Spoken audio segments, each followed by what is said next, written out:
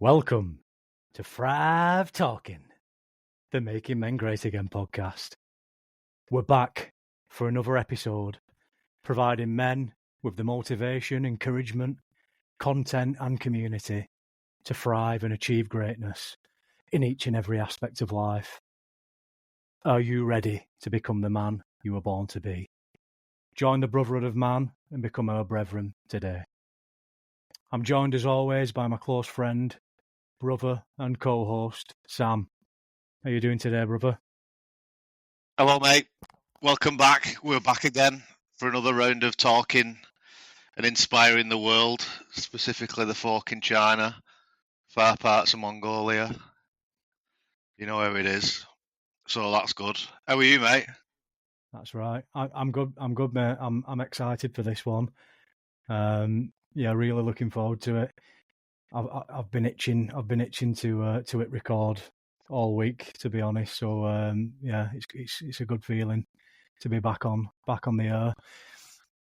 Sam, let me kick off by asking you: have you been saying your prayers, taking your vitamins, and doing your training?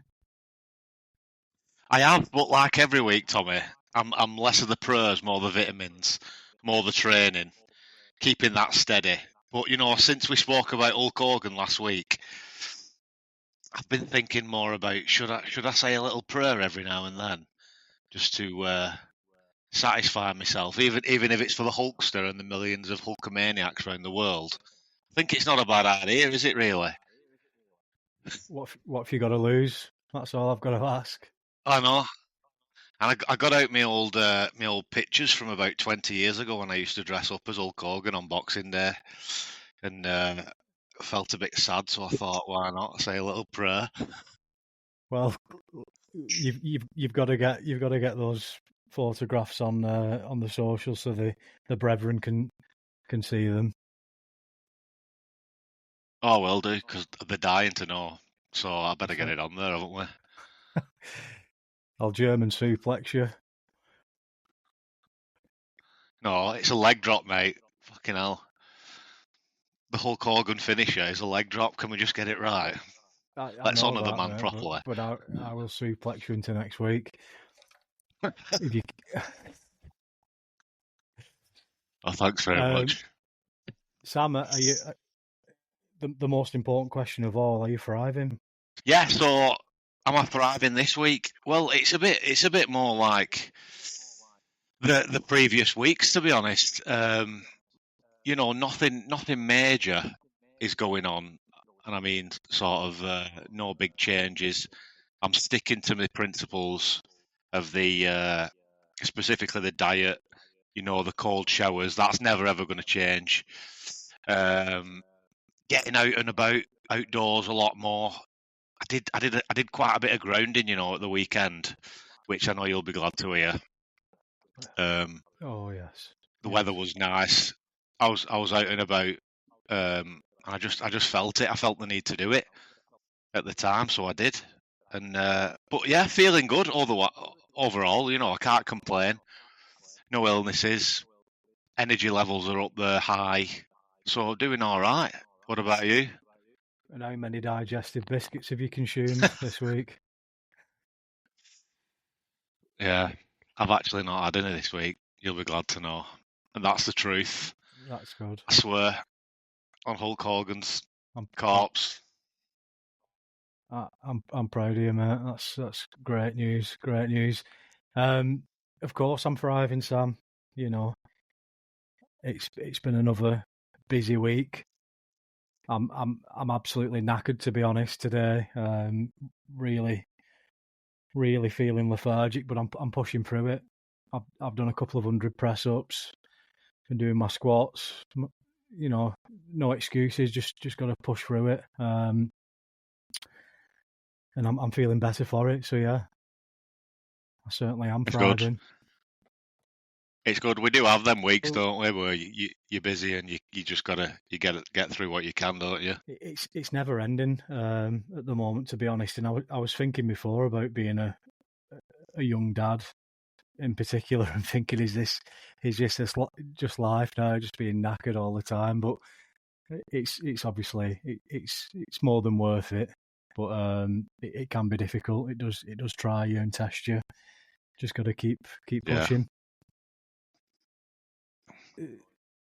This week it's very exciting because we're joined by our very first guest.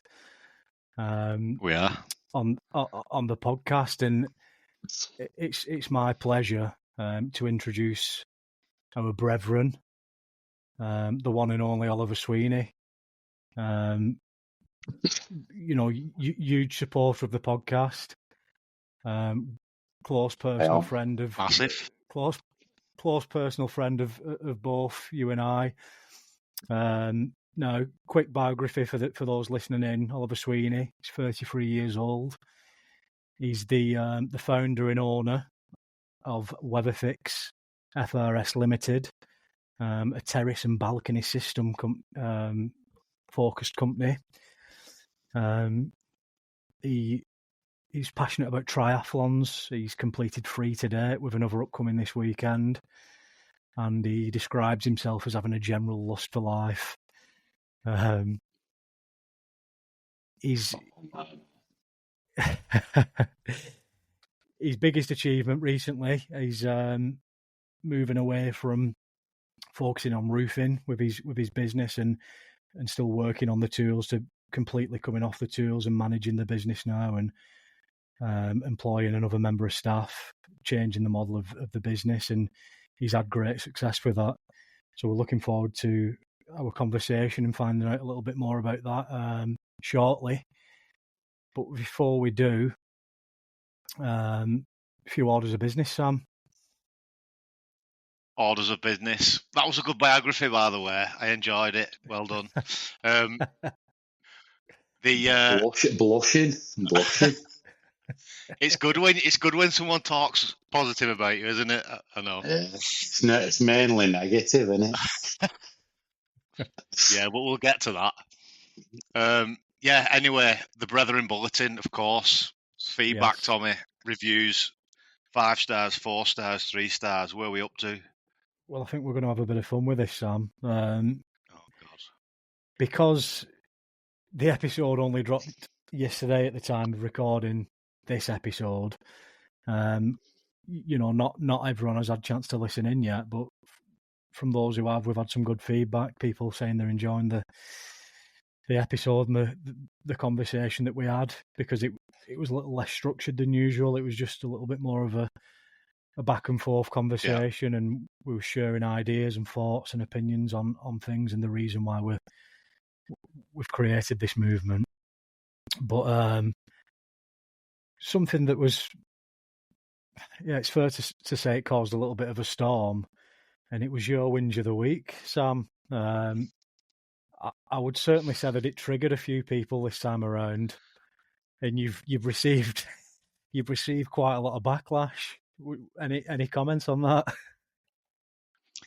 I had a feeling you was going to say this, because I have received quite a lot of backlash myself personally, and you know what? I expected it. It's like it's one of them, innit?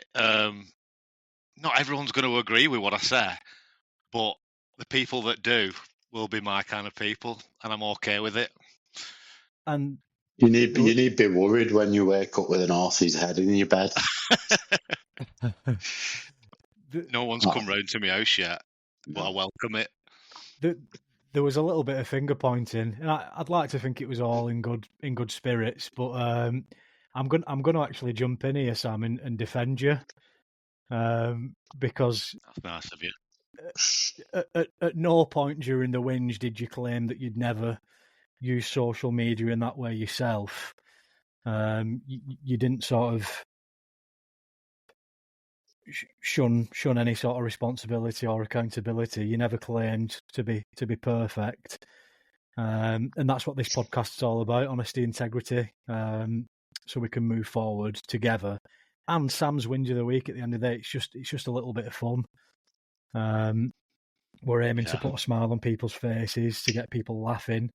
And if you feel uncomfortable, if you're triggered by it, then go and have a quiet word with yourself. I'll be honest. I listened to it earlier, and I was totally with him. It's like me too. Why would you need to put a picture of a pint on your Instagram? Because we all know what one looks like. Yeah. There was a picture of Sam enjoying a bowl of Tom Yum soup in Thailand somewhere on there that was being circulated. But right, can I just clear up a few things here about this whinge, because I know it's obviously triggered people and whatnot, and I'm putting more, let's say, shorts on the Instagram and stuff like that. But the whinge, it was aimed at people who were on a hour by hour basis, are constantly updating the story, like everything they do from waking up to go to bed. Yes, I put pictures on my Instagram, but they're mainly posts after I've been away, or if I've done something like I've done the triathlons with our guest here, and I put a picture when I got back of the achievement of us stood there like all proud. I'm not updating my social media every 5 minutes. That's what I was trying to get at. So if people don't understand, then that's up to them. Do you know what I would say though is, and this is where I'm at anyway with it, why do you even need to put that picture on of you doing a triathlon? Or anything in fact, because the people that matter, you'll have sent it to them. Yeah. And the people that, it's like, I went back on Instagram at like Christmas, and like I thought about posting something, and then I just thought, why am I posting it? And it's for sort of like, so someone can pat you on the back and say, oh, that's good, what you're doing. And you're like, well, you already know that, because you wouldn't be doing it. And like I think I said to you one year, Sam, I said, I wouldn't post myself on the slide on the couch with half my Kent hanging out while I'm watching telly in the middle of the day on a Saturday, because no one wants to see it.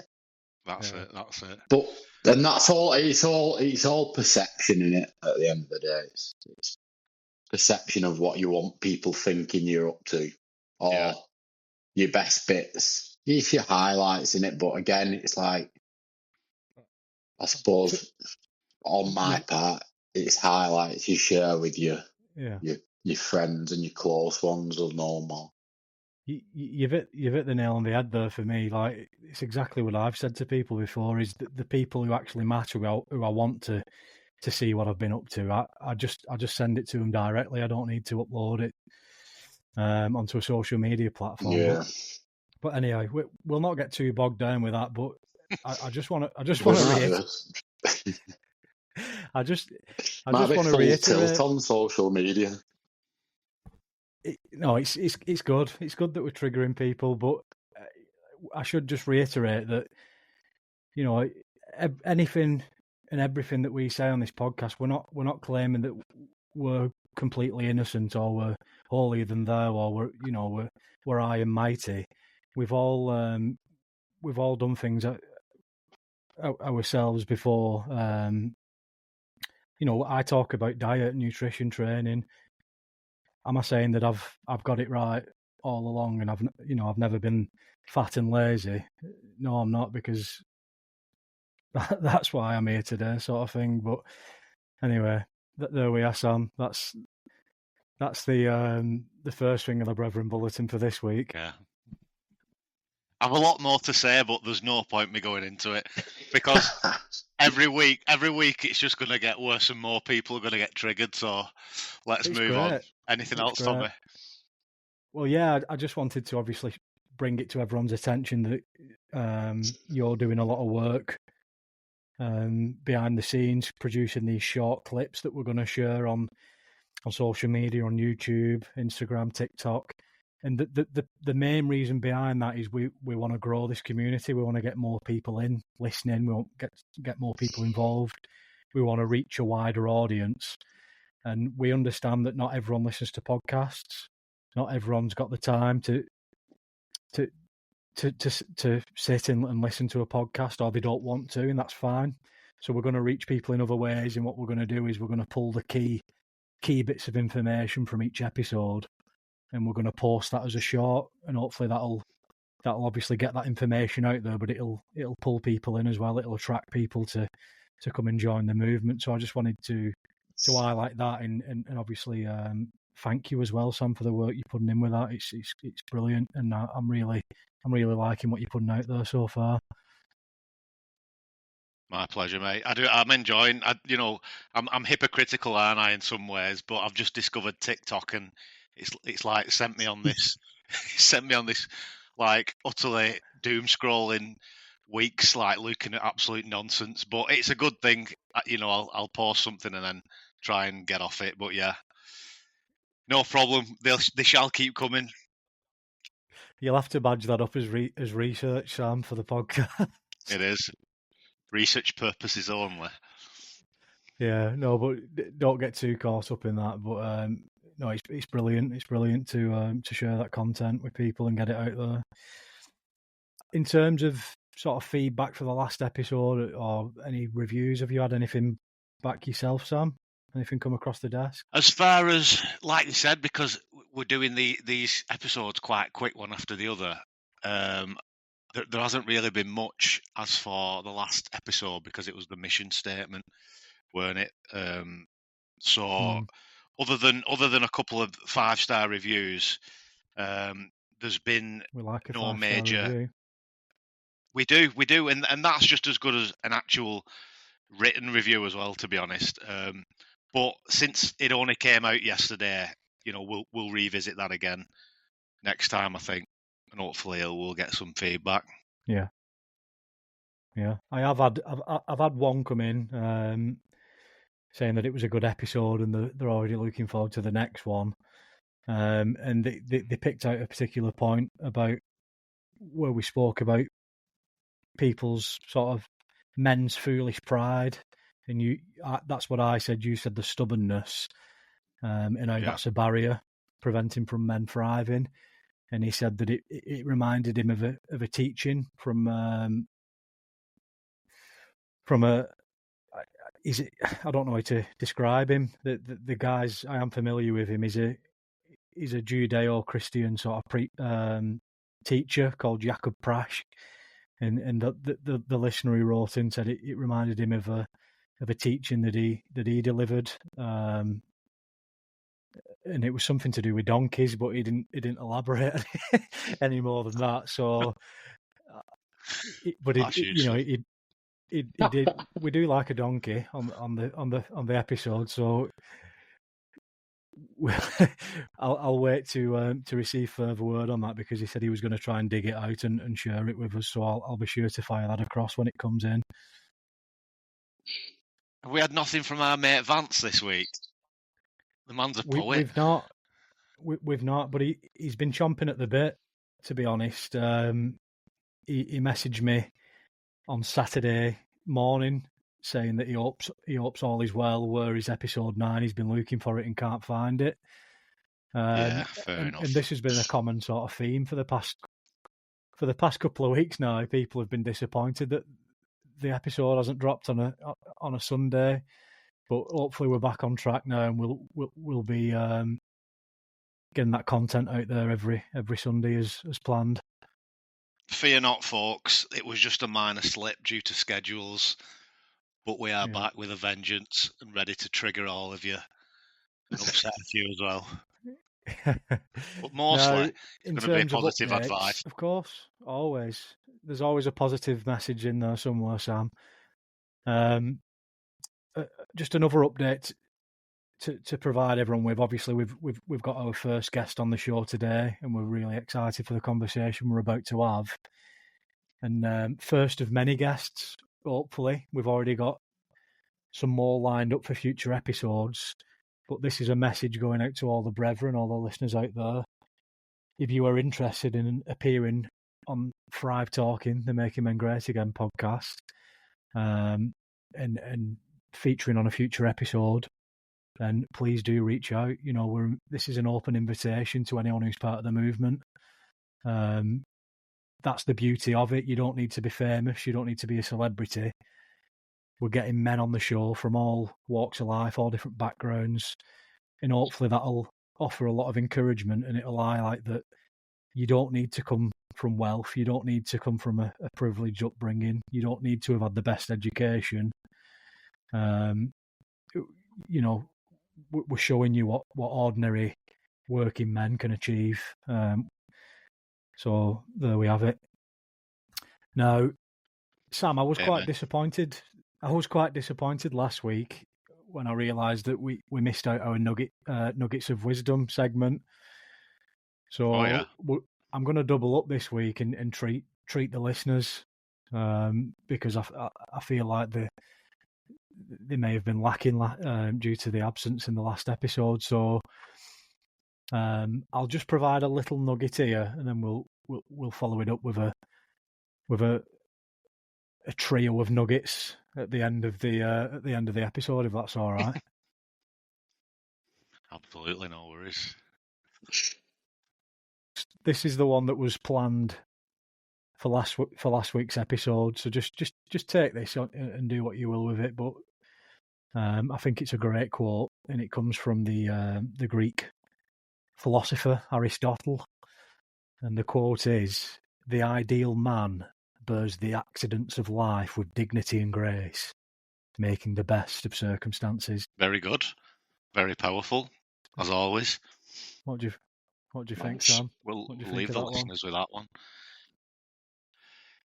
It is good that they're all pretty. I mean, all these quotes are absolutely brilliant, but it just highlights, you know, how you like no one's perfect, and your life is going to have ups and downs and roundabouts and everything, but you got to keep moving forward. I think it's the accountability in it. In that is like you know, if you life's going to throw you spanners and put things in the way, and sometimes you might not be the perfect person, which we all aren't, but you bear it, and you're accountable for what you do wrong, or you're accountable for what you do right, you know. Yeah, that's a good it's a good way of looking at it. I mean, for me personally, the one thing that it highlights is, you know, bears the accidents of life with dignity and grace. You know, you get into a bump in your car, you know, or a tile falls off your roof. How do you respond to that as a man? Do you get angry? Do you throw your arms up in the air? Do you start looking for someone to blame, or do you handle it with dignity and grace? How do you respond? How do you respond to sort of adversity in these moments in life? Yeah, I thought it was really poignant for me. It really helped me. Yeah, good. Love that. Right. We're very nearly getting into the meat and gravy of it, and you know, I'll keep teasing the listeners here. We've got a very good conversation coming up with our first guest, Mr. Oliver Sweeney. But one last order of business before we do. Strap yourselves in and prepare to be triggered, because we've got this week's Sam's Whinge of the week. Now then, so I've been thinking about this all week, and there's topics that come and go in my head that I know are going to piss people off. And it's that 4-star review, isn't it? Yeah, that really did upset me. We will find out the culprit. We will find you, and we will. But this week's we will. We actually will. No. This week's whinge is pretty. It's pretty dull, to be honest. But I'm going to say it anyway. So I've noticed it quite a lot. It's people who park in disabled bays, parent and child bays, pregnant women bays, when there's absolutely nothing wrong with them, and they've got no kids, they're not disabled, and they're not pregnant. Now, at my gym specifically, there's a load of disabled bays at the front of the gym, and they are quite clearly marked as disabled bays. All right, the paint's gone a bit, but you know, and what I'm finding is you're getting these absolute knobheads, let's call them, getting out the cars in the massive Range Rovers and the big vans and this, that, and the other, walking with carpets under their arms. They think they're better than everyone else, so they can just park in the disabled bay because they're too lazy. And they're above everyone, so they're too lazy to walk that extra 10 yards to the front of the gym. And it's the same at supermarkets. You lads have probably seen it. People will do anything to not walk that extra 10, 20 yards to the front of the door. So they'll just inconsiderately park wherever they feel like they can. Not even in an actual bay. It can sometimes be right at the front of the flipping supermarkets or, blocking everyone. And I think to myself, do you know what? I just feel like smashing the car up and saying, like, what's the point in that? You know what I mean? You're annoyed because you're after parking there, aren't you? Yeah, I've not used my fake limp for a while. No, but it's annoying, and I think we've all seen it in some place, some public place, and you're just like, come on, people, you got to do better. That's the whinge of the week. That is a tremendous whinge of the week. I will doff my cap and applaud you there, because that is something that really, it's about time. Really annoys me as well, mate. No, but you've made a great point there, and if anyone is triggered by that or disagrees with that in any way, shape, or form, then they need their head testing, don't they? But I think we're short of a couple of really good vigilante groups, aren't we? I'm always inspired by the Punisher. Yeah, we are. Like, we just need someone to come in and restore a little bit of law and order and a bit of decency and teach these arseholes a lesson. And they've got this arrogance about them. They think they're hard. They think they're better than everyone. But actually, if they want to park in a disabled bay, even though they've not got a disability, or if they want to park in a parent and child, even though they've no child, and they're just they're some of the lowest forms of scum that you'll find present on planet Earth. A nice deep scratch inside the car. Go down well, wouldn't it? It would, wouldn't it? The reason it triggered me so much this week, it was at a supermarket. Last week, and I was with my son, who's a young child. Now, I'm legitimately going to park in a parent and child zone at parking space, and I couldn't. And so I parked somewhere else, obviously. And as I was walking towards the front door of the supermarket, I saw this. I can't remember what it was. It might have been a Range Rover or a massive big BM, all done up and everything. And this couple just get in. No kid, just a young couple. The typical teeth, lips, everything. There's another whinge, but I won't go there.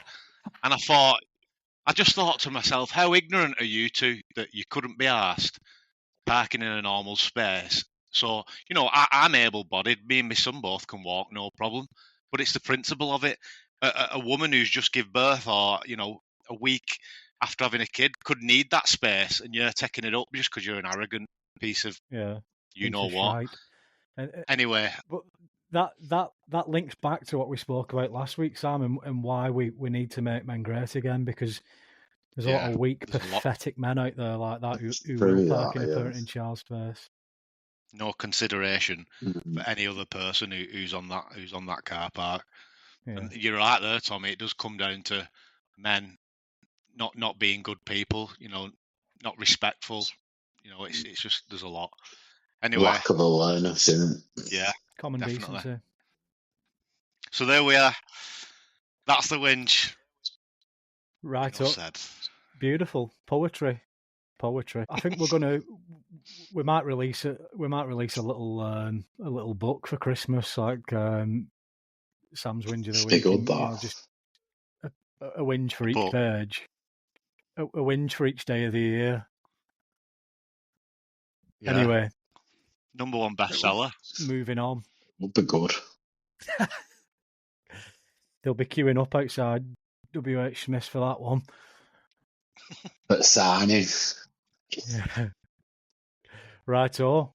It's my great pleasure to welcome you onto the show, Oliver Sweeney. What did you think about that win? Yeah. Solid, really. I enjoyed that. I do agree with it, but at the same time, I suppose, with all whinges in life, you have to sort of become at peace with it, if you know what I mean. Because I think otherwise you live in this weird state of annoyance all the time. But I'd like to say, it's in an ideal world, you can just turn your head off and think that's their problem and not mine. But no one does, do they? We all get wound up. I've heard myself.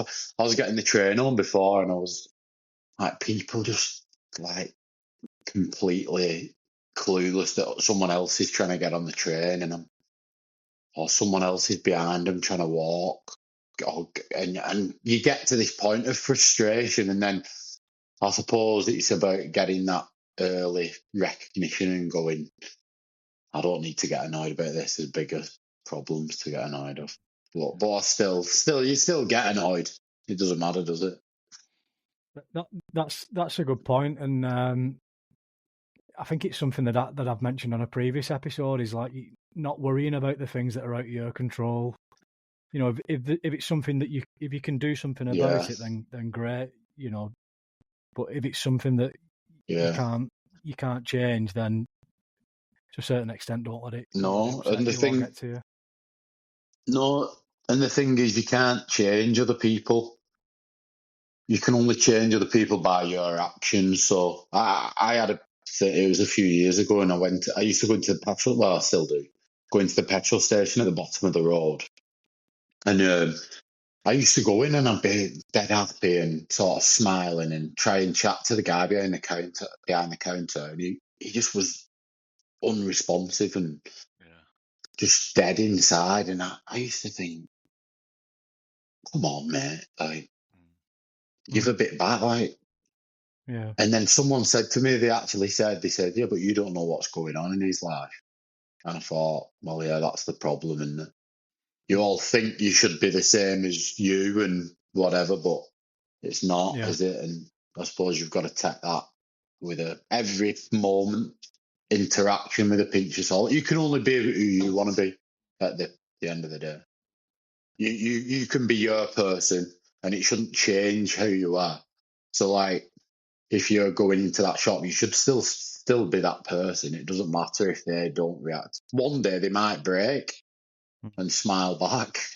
Yeah. Who knows? Yeah, that's it. Keep I think the best thing to do with things like that is just you've got to keep having a positive impact on the other people who you're around, and eventually, like you just said, they will crack. You know, your positivity will rub off on them, and you know they might make a good change in their life because of it. And that's all you can do. That's the thing. You can't physically tell someone to change. Like, you cannot say you need to do this and you need to do that, because people don't respond to orders, or not very well. Yeah. That person has to, want to change. And if you went into a place and bought a coffee every day and you smiled at them and you were friendly, over time they will adapt. So, moving on, who is Oliver Sweeney? Tell us a little bit about yourself, sir. Your journey so far as a man. Who are you? What did you say, Sam? I said, who are you? Stranger.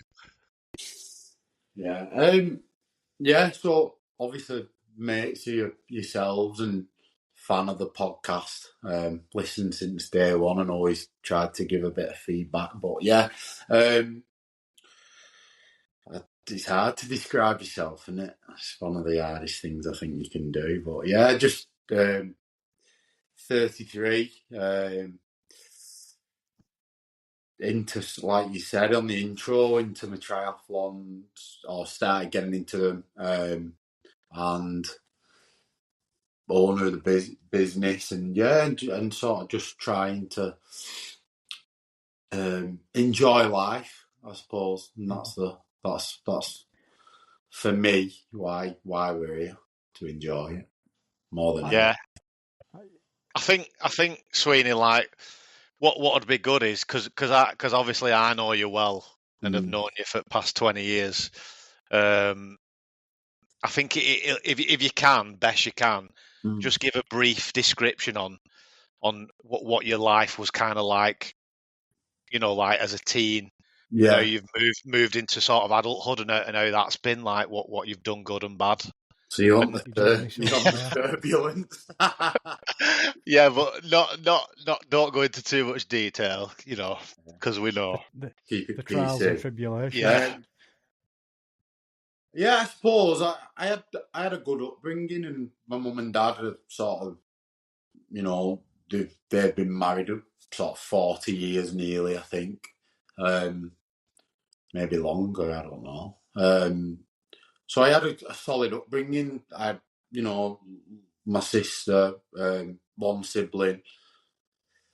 And then I suppose sort of school was okay. I was just a naughty, sort of mischievous, I would say, rather than naughty. I never caused any serious harm or disruption. It was, a bit of disruption, but... A little bit. Yeah, a little bit of disruption, but then I suppose then, like, sort of coming out of school at that time of late, sort of coming up to 2010, 2008 it was sort of a different time to what we live in now, whereas youth are sort of glued to everything, and it's probably worse. Well, it's a lot worse now, but for us, it was always like it was all for us. It was like the football hooliganism movement, and everyone was obsessed with it. Yeah. Of like that era and those films and things like that, and obviously it was like, get the clothes to suit the film, and and then obviously then you started acting like you were in a football hooligan film, unfortunately. And then I suppose sort of coming out of that, I went to college, and I got in trouble when I was at college, so I ended up getting in bother with the police. So I was arrested for sort of assault, and then arrested for a more serious event, which nearly got me sent down, and then unfortunately got arrested for drugs as well, which was just possession. It wasn't anything too extreme. But again, it was just sort of that mishap of being a youth and losing your guidance a little bit and thinking you were someone you definitely weren't. And then from that, really, I suppose that was the making of me in a way. Or it got me a lot, it pushed me in the right direction. And I think without all that, you don't know where you'd be. So it's nothing I regret, as much as it brought a lot of disruption and harm to the family, and a lot of upset. And I would never wish it upon my mum again, but or my dad, probably worse. But at the same time, it makes you who you are, and with those sort of lessons and things, it did push me down the road of I left uni and went roofing, which then pushed me to where I am now. Yeah. So, and then obviously, sorry, go on, Tommy. I was just going to say, is it fair to say that was a bit of a wake up call, really, and it sort of snapped you back into reality? 100%, yeah, because I think it does highlight what the fine margins are, really, and what, you can make mistakes. And like my mum always said, you were the first to get caught at everything. I never had any luck getting away with things. It was all, even in school, like the mischievous times, it was, you never had any luck, and you shouldn't be really risking it on luck, especially with, it's life changing, potentially more life changing than it was. But luckily, I got through it. It was that was my luck, really. It was the time where I probably turned the page in that respect, and the risk is far too great. And I think, it did straighten me out. That really. That's good. And just sort of on that, it reminds me of something that I read recently, actually, and when we experience times of trouble, or we get ourselves into a situation, and it's bad, and sometimes it feels like there's no way out, or there's, things aren't going to be any different. It was sort of like, there's so many chapters left to write in your life, just because you're in a certain place in time at that given moment. Because you might be in a difficult situation, or you might have made mistakes, and you're suffering the consequences of them. It doesn't mean that it always has to be that way. There's still the rest of your life ahead of you. There's still chapters of your book. I think where I read it, they were saying like your life is it's a story, it's a book, and wherever you are in that, wherever you're up to in that life, there is still chapters to be written. Yeah, and I think it goes back to that for me, Tommy. Is like what we spoke about before, and it's about that accepting that it's happened, and the sooner you can be at acceptance point, and it's almost that saying of never the wrong person, always the wrong time. And that is what life is, and that's how your story's panned out. It's like, you could almost think your life's almost written in a way, or it's being written by yourself, and whatever that situation is, or wherever you put yourself that day, unfortunately, sometimes it's not a good thing, and that's what you have to do. But it's how you deal with it. It's not about the situation or the stress or whatever it is. It's about how you actually then use that to be a positive, or it's your response, isn't it? Every time you respond to it, yeah.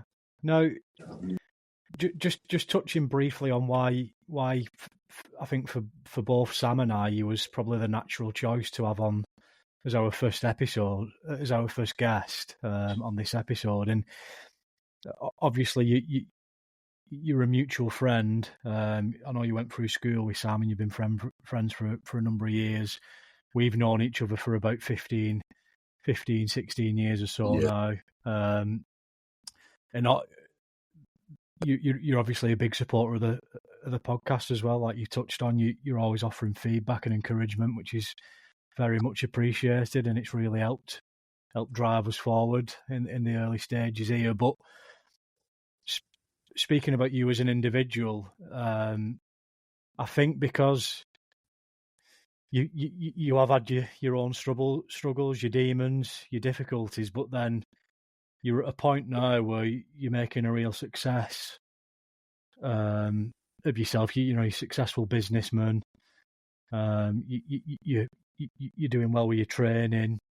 You're someone who really seems to have their head screwed on it, and it's great to see that sort of that arc and that progression of where you've come to where you're at now. And I think that can really offer a lot of encouragement to not only Sam and I, but to the listeners as well, Oliver.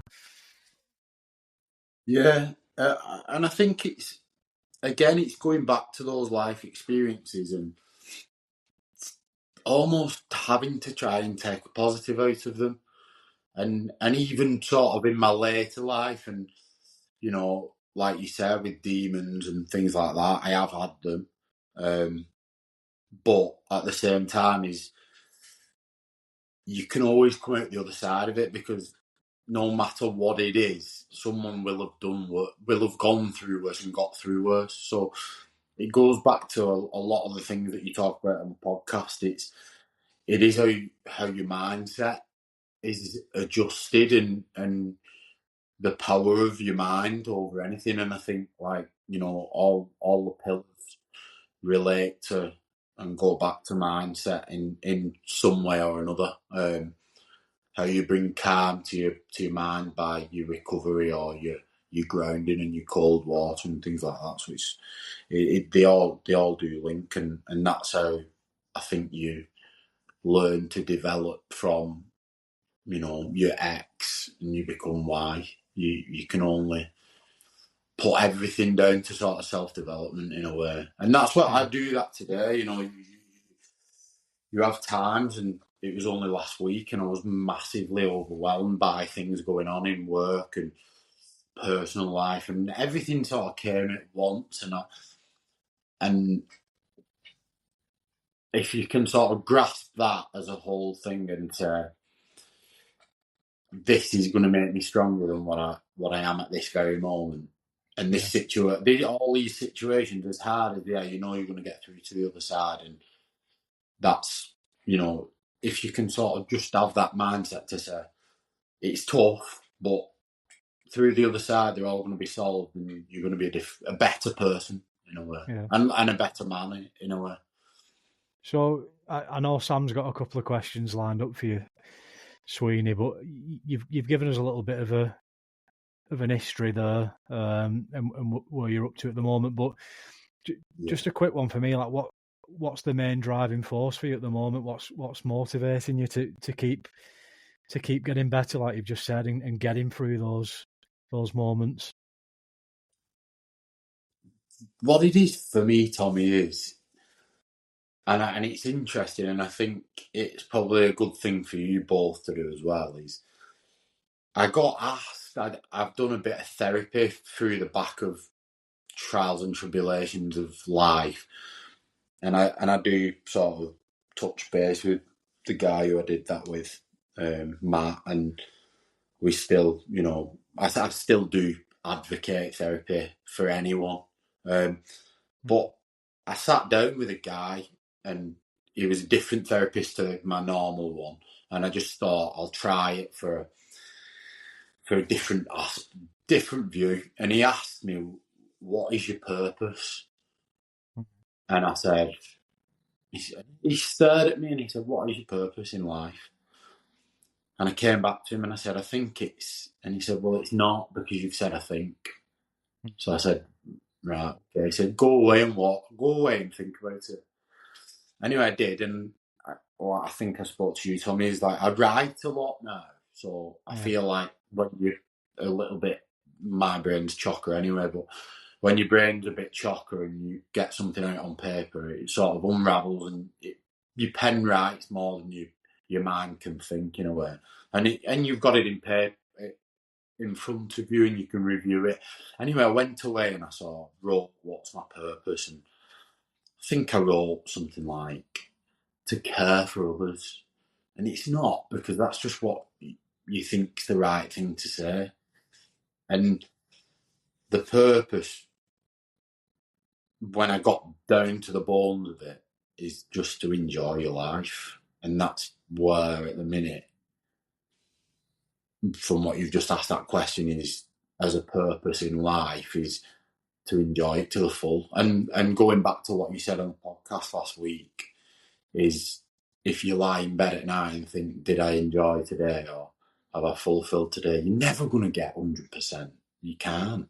You can't do 100% every day, because there's going to be the days where you've got the stress and whatever. Absolutely. But if you get most of them, I don't know what you'd say as a percentage, and I suppose it varies from person to person, but if you get a tick on most days, that's where I'm at. It's just, are you gaining something from the day, or how you spent your day? And it's same with you two. So like, if you're spending time with your son, or like, you're going to benefit from that as a person, because it's the right thing to do in a way, and it's not just the right thing to do, but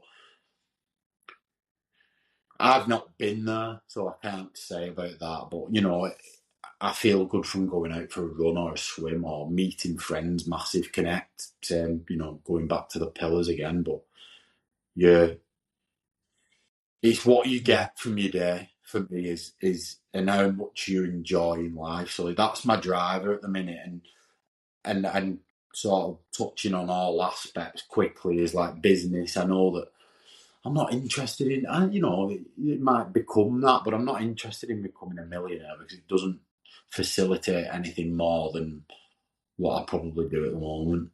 And that's where I'm happy, so I do it because it's a tool to be able to have freedom, and freedom is probably a lot to, if you can have a sense of freedom about what you can do in life, go out for a meal and eat with friends or whatever, different times, and that's for me. That's where you're winning.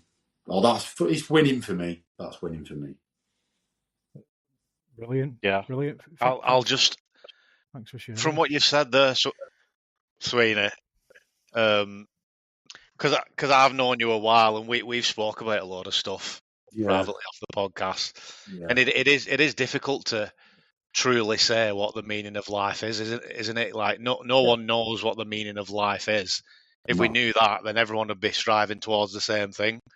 But I think as you get older, and as we are now, all three of us, you know, it becomes less about materialistic things and more about loving other people, caring for other people, making sure other people are happy. You know, not to the point where you neglect yourself, but it's also about, you know, just making yourself happy and everyone around you happy, being respectful, loyal, honest, and you know, and being comfortable, like you just said there. You want that freedom to be able to just enjoy your life at whatever cost that comes at.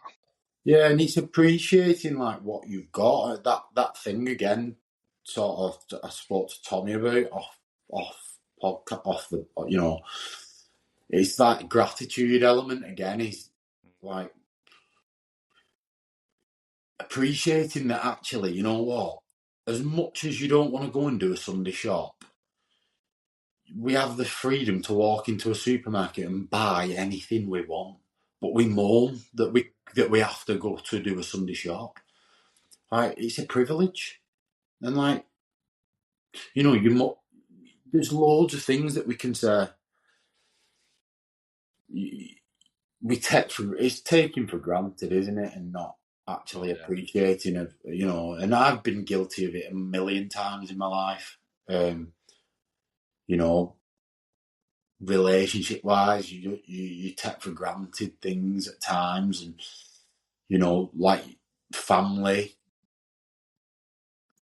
you take it for granted at times, and when people are looking out for you, you take it for granted. But actually, when you strip it all back and you actually think about being present in that moment with friends, or that being able to do this, do you know what I mean?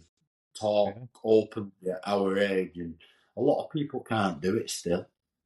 And like, it's getting to the point of, and I suppose that's why the podcast's so vital in a way, is it's getting to the point where it's going to be irreversible because people don't open up and people won't speak honestly about you know, life in a way. Especially men and young men, young men and old men. You know, a lot of the men who've gone before us are notoriously stubborn and won't open up about things. But yeah, I mean, you've just perfectly highlighted the reason we're doing this, Sweeney, because we need to open up those lines of communication in that dialogue with men and get people to be honest and have frank conversations. It's the only way that we can learn and grow and help each other. But that was so simply put, but you know, it's perfect in a way. Like, what is your purpose? To enjoy your life. Who doesn't? I don't know where exactly, and I don't know where. I mean, for me, I'm it's probably biased, but I don't know what other answer you give. Like, what is the other answer? Because you've got to be I think I spoke to you again, Tommy. Is like everything you do has got to have some element of selfishness in there. It's got to benefit you in a way, and it doesn't have to be. It's not, you know, you're not saying that I have to be at 50% selfish. It can be 1%, but you know that, you know, it's like I said to you, Sam, about, you know, when you take Noah to school, you know, you might argue that it's for Noah's sake fully, but actually, you know, that's the right thing to do. So you do get some benefit from doing it. It's, even though that act is so small, benefit to your side. I mean, there's some people that wouldn't do it, which is mental. Do you know what I mean? That's where people are living in a completely different world to us. But there's always like an act of selfishness within. And it's not unfortunate because you have to look out for yourself, but it's that, going back to, you have to get some enjoyment out of it. And it's not enjoyment, but you're doing the right thing, so you get some serotonin or dopamine from it. Do you know what I mean? It goes back to that, selfishness in the right context isn't a bad thing. If you're not happy, you can't be productive, and if you can't be productive, you can't do the things that you need to do for your relationships, for your work, for the people around you. So it's like a big circle, isn't it? Really, you have to be number one in any sense, because you can't be, unless you're looking after yourself predominantly, which is what this is about again. You can't be there for anyone else, because if you're suffering or you're not looking after your own mental well-being and things like that, you cannot be any existence to someone who needs you or needs to lean on you or support, or you can't be there for your kid because you, in your head, you're so far away. You have to be number one every time, no matter what, or no matter who it upsets when you tell them as well that you're number one, not them. It's a super point, that, and something that I can sort of relate to that is speaking like physically about looking after yourself and being number one. If you're not sort of keeping yourself fit and healthy, how can you sort of protect your kids or your partner or any of your loved ones? If something was to happen, how can you protect them or defend them or whatever it might be? How can you do that unless you're looking after yourself? Yeah, and then what are you as a role model? Then it goes back to that, then, doesn't it? That where if you're not looking after yourself and you sat there on the couch and your head's all over the place and you can't think straight, and then you've got someone who looks up to you like you two have, and looks at you and thinks, "What's this about?" Like that, this isn't who I want to be. So at the same time, unless you're putting yourself first, it then reflects on them to say, "Oh, this is who I want to be." Look at him; he's thriving, isn't he? He's the one who's going out and getting himself in that state, and he's doing it by X, Y, Z. That, again, it's one of the reasons why we're in the situation we're in, is because a lot of young men and children haven't had that positive role model and that that masculine influence. And then it also, there's too many weak sort of pathetic men now, and I just can't get my head around this. Like, I'm talking worst case scenario here, but if a knock comes on the door and someone's coming after your wife and kids, or I'm using that as an example. If you're a fat, weak, pathetic man, what are you going to do about it? Why would you not want to be equipped, ready to tackle anything that life throws at you? And that's in every sense, isn't it? It's like, it goes back to that about going away from physical, but mentally, you're going to have these challenges in your life. And it's the same with what I would say is my dad had this challenge thrown at him when I'm appearing in court. You know what I mean? Like, mentally, you have to be acute to it. You have to be able to deal with that situation in the manner that you should deal with it, in terms of discipline, as well as discipline as well as sorry, went off there, but discipline is in terms of how you're going to discipline your son in the right manner, but also deal with this situation where you have to keep calm and you're looking after your wife and your other kid, and managing the situation through that. So if you're not mentally prepared in that state either, you're useless. You'll throw the towel in. Do you know what I mean?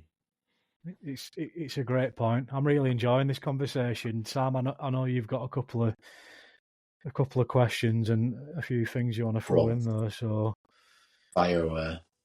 No, I'm enjoying it. I'm just listening and hearing everything you're saying. It's mad to me that you know, having known you both a long time, that we're now having these conversations about our lives and how they've changed dramatically. You know, we've all been in that youth, you know, drinking and getting up to no good, and now it's like we're almost the prophets now, aren't we? Trying to give our advice on where we've gone wrong and what we think is good now, and it's good. Wise men. It's literally that, isn't it? Yeah. Anyway, go on. Anyway, yeah. So what would you say is going well for you in your life currently, whether that be work, you know, whatever, and what would you say you're struggling with, if anything? Tell you what, I'm struggling with spilling my tea down my top. What a problem! Honestly, I can't stop it. First world problems. Do you think you need a bib?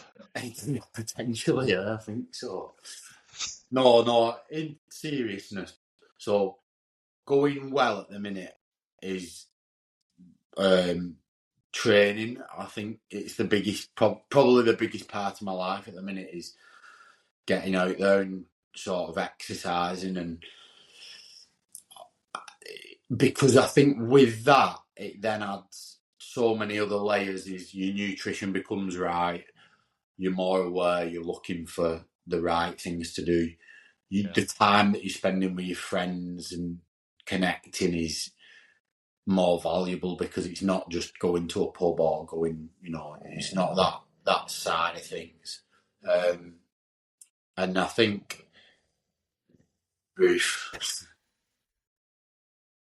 a minute, lads. And I think when you sort of training and you've got that structure in your life, everything else follows. And then you sort of, like me and you, Sam, we've been, you know, to a sauna and ice, and that's how we're spending our time together rather than going to a pub. You know what I mean? And there's nothing, you know, I still go to a pub with friends, and I still enjoy that element, and you can still have that social aspect. But when you've got that exercise within your day-to-day routine, it just adds so much more. So for me at the moment, it's exercise is where it's sort of, and it's the same with your energy levels. You know, when you're exercising, you're better at work because you as much as you don't want to go on that run or you don't want to go to the gym, when you come back, you're absolutely flying, and there's no denying that.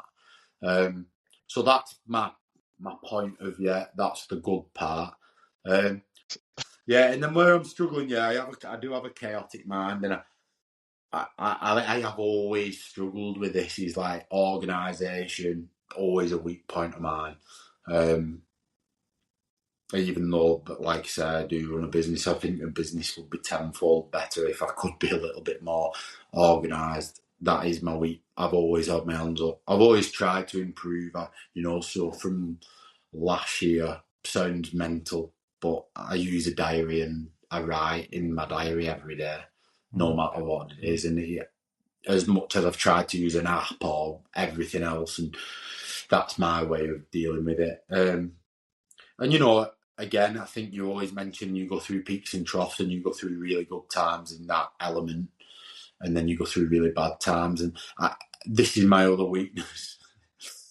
I can literally oversee things. So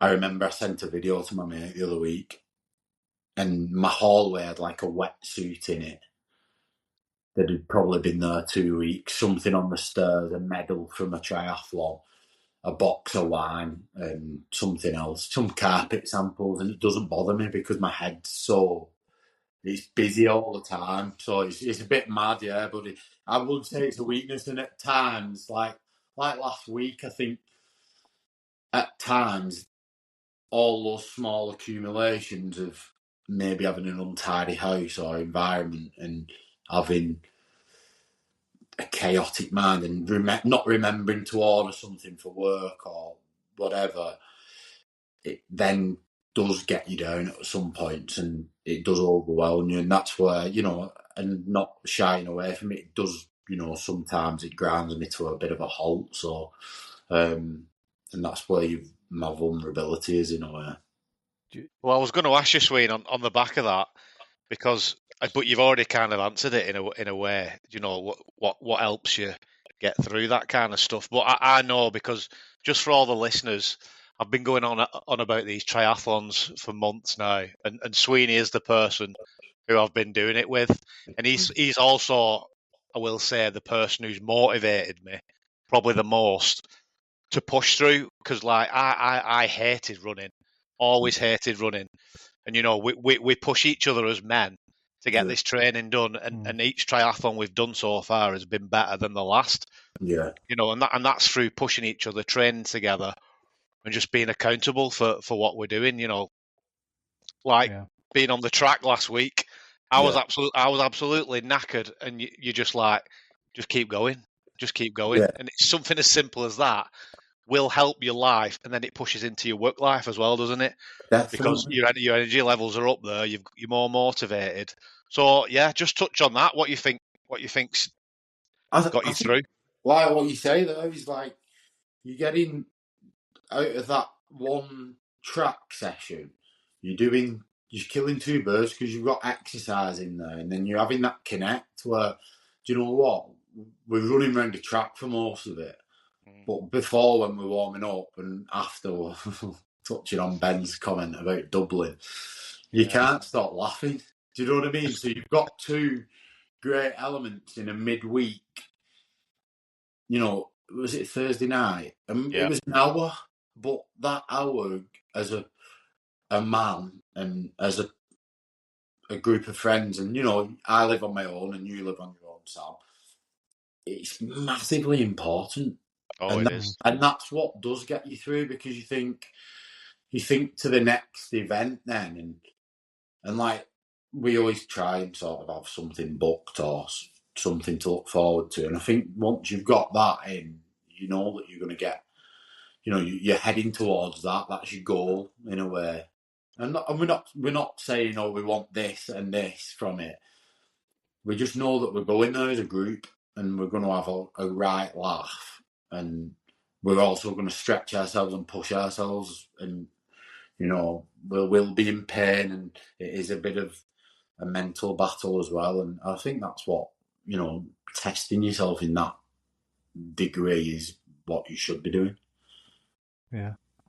But just going back to some of your answers there, Sweeney, for me, when you touched on your vulnerabilities and what you struggle with, the most encouraging thing for me is, you didn't have to take any time to really think about that.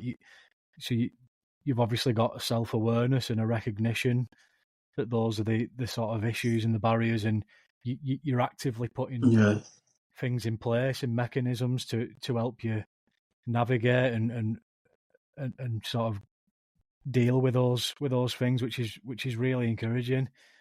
Yeah, and again, you never get it perfect every time, and like every situation, no matter who you are, as much as you've dealt with that one situation, the next situation will be different, and it's just about you'll never be perfect, and you'll never catch it every time, and I never do.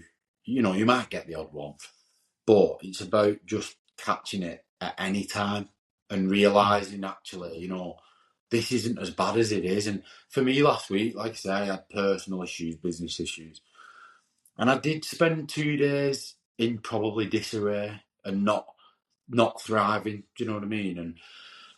But then when you realise and you think, life's more, going back to that enjoyment area is like, this isn't what life's about, and this isn't going to affect me in next week. It is next week, and I'm not in that place. So it's proof that time is a bit of a healer, but also getting that mindset shift from this is the end and what am I going to do, and it's sort of stripping it back and going, right, the feeling's there, but the feeling's a question of like, why do you feel like this? And you have to answer it. You have to say, I feel like this because of X, but you also know how to deal with that.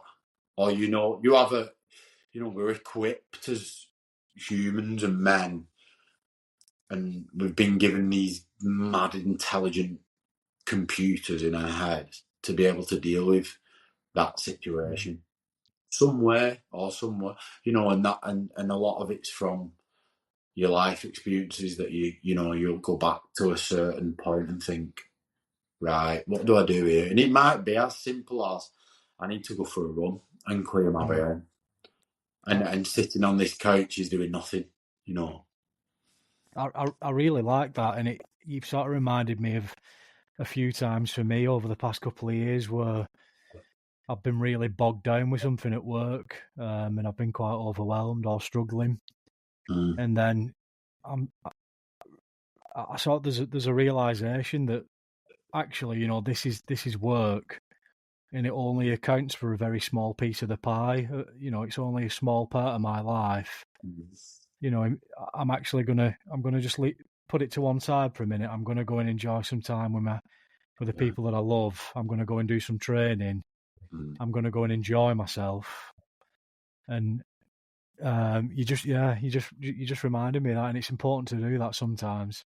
It's allowing yourself at any point to know that, again, going back to that thing, is your time, and no matter what this world's taught, pushed us to be, and you have to answer this email straight away, and I'm murdered for it. I'll be on my phone answering emails when I don't need to answer that email until, in your own time.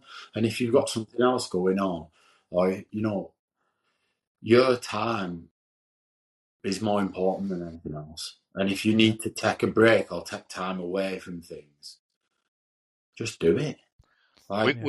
We've spoke about this, haven't we, Tommy, about the rush of life, and people are trying to do everything at 100 miles an hour instead of just having a moment and doing the things that you really want to do. That email, like you said, Sweeney, it can wait. You get an email and you think, oh, if I don't respond to that now, they're gonna, and they're not, because life will carry on whether you reply to that email or not. No, and their time isn't more important than yours. So yeah, exactly. What they want at that very moment can wait till you've had a walk. It doesn't. They don't need it. They don't need that answer then, or you don't have to put a load in the washing machine then. Do you know what I mean? Do it when you get back. Just enjoy you.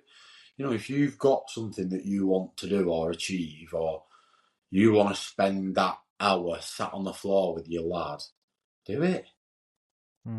Life's not. We're not in a rush. There's no. Despite what we've been led to believe, there is no race to run, is there? No. Whereas we are pushed to be this high achieving, high flying. You work 24 hours a day. You get up at 5. I get up at 5 o'clock some mornings. Yeah, I do, but it's because I like the morning. You know what I mean? It is my time of peace. The world isn't awake, but I don't do it because some guy says you have to get up at 5 o'clock in the morning to be a high flying wizard. Do you know what I mean? You don't have to comply to this, be a CEO and be a X, you know what I mean? Speaking of getting up at 5 a.m, Sweeney, it's a really nice way to lead us into the next question, really. And I just wanted to ask you a little bit about any routines, rituals, or regimes that you've used that work for you and have helped you. I thought you were going to ask me what time Sam gets up. Not 5 a.m. anyway, that's for sure. There's only 1 5 in Sam's. It's true. No, so routine wise, so obviously we spoke about training, and other aspects of sort of diet and things like that. But for me, I generally try and get up early, whether that be 5 or 6. There's not much time I'm up past 6 unless something's gone on.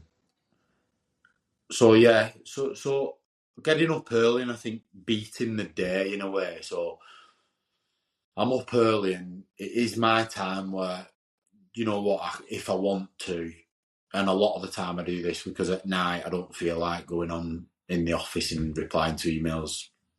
You know, I might go on and I might reply to emails. So that's my little bit of work that I do because I'm not getting, my phone's not ringing at 5 o'clock in the morning, although I did get a phone from a lad who works for me at 5 in the morning.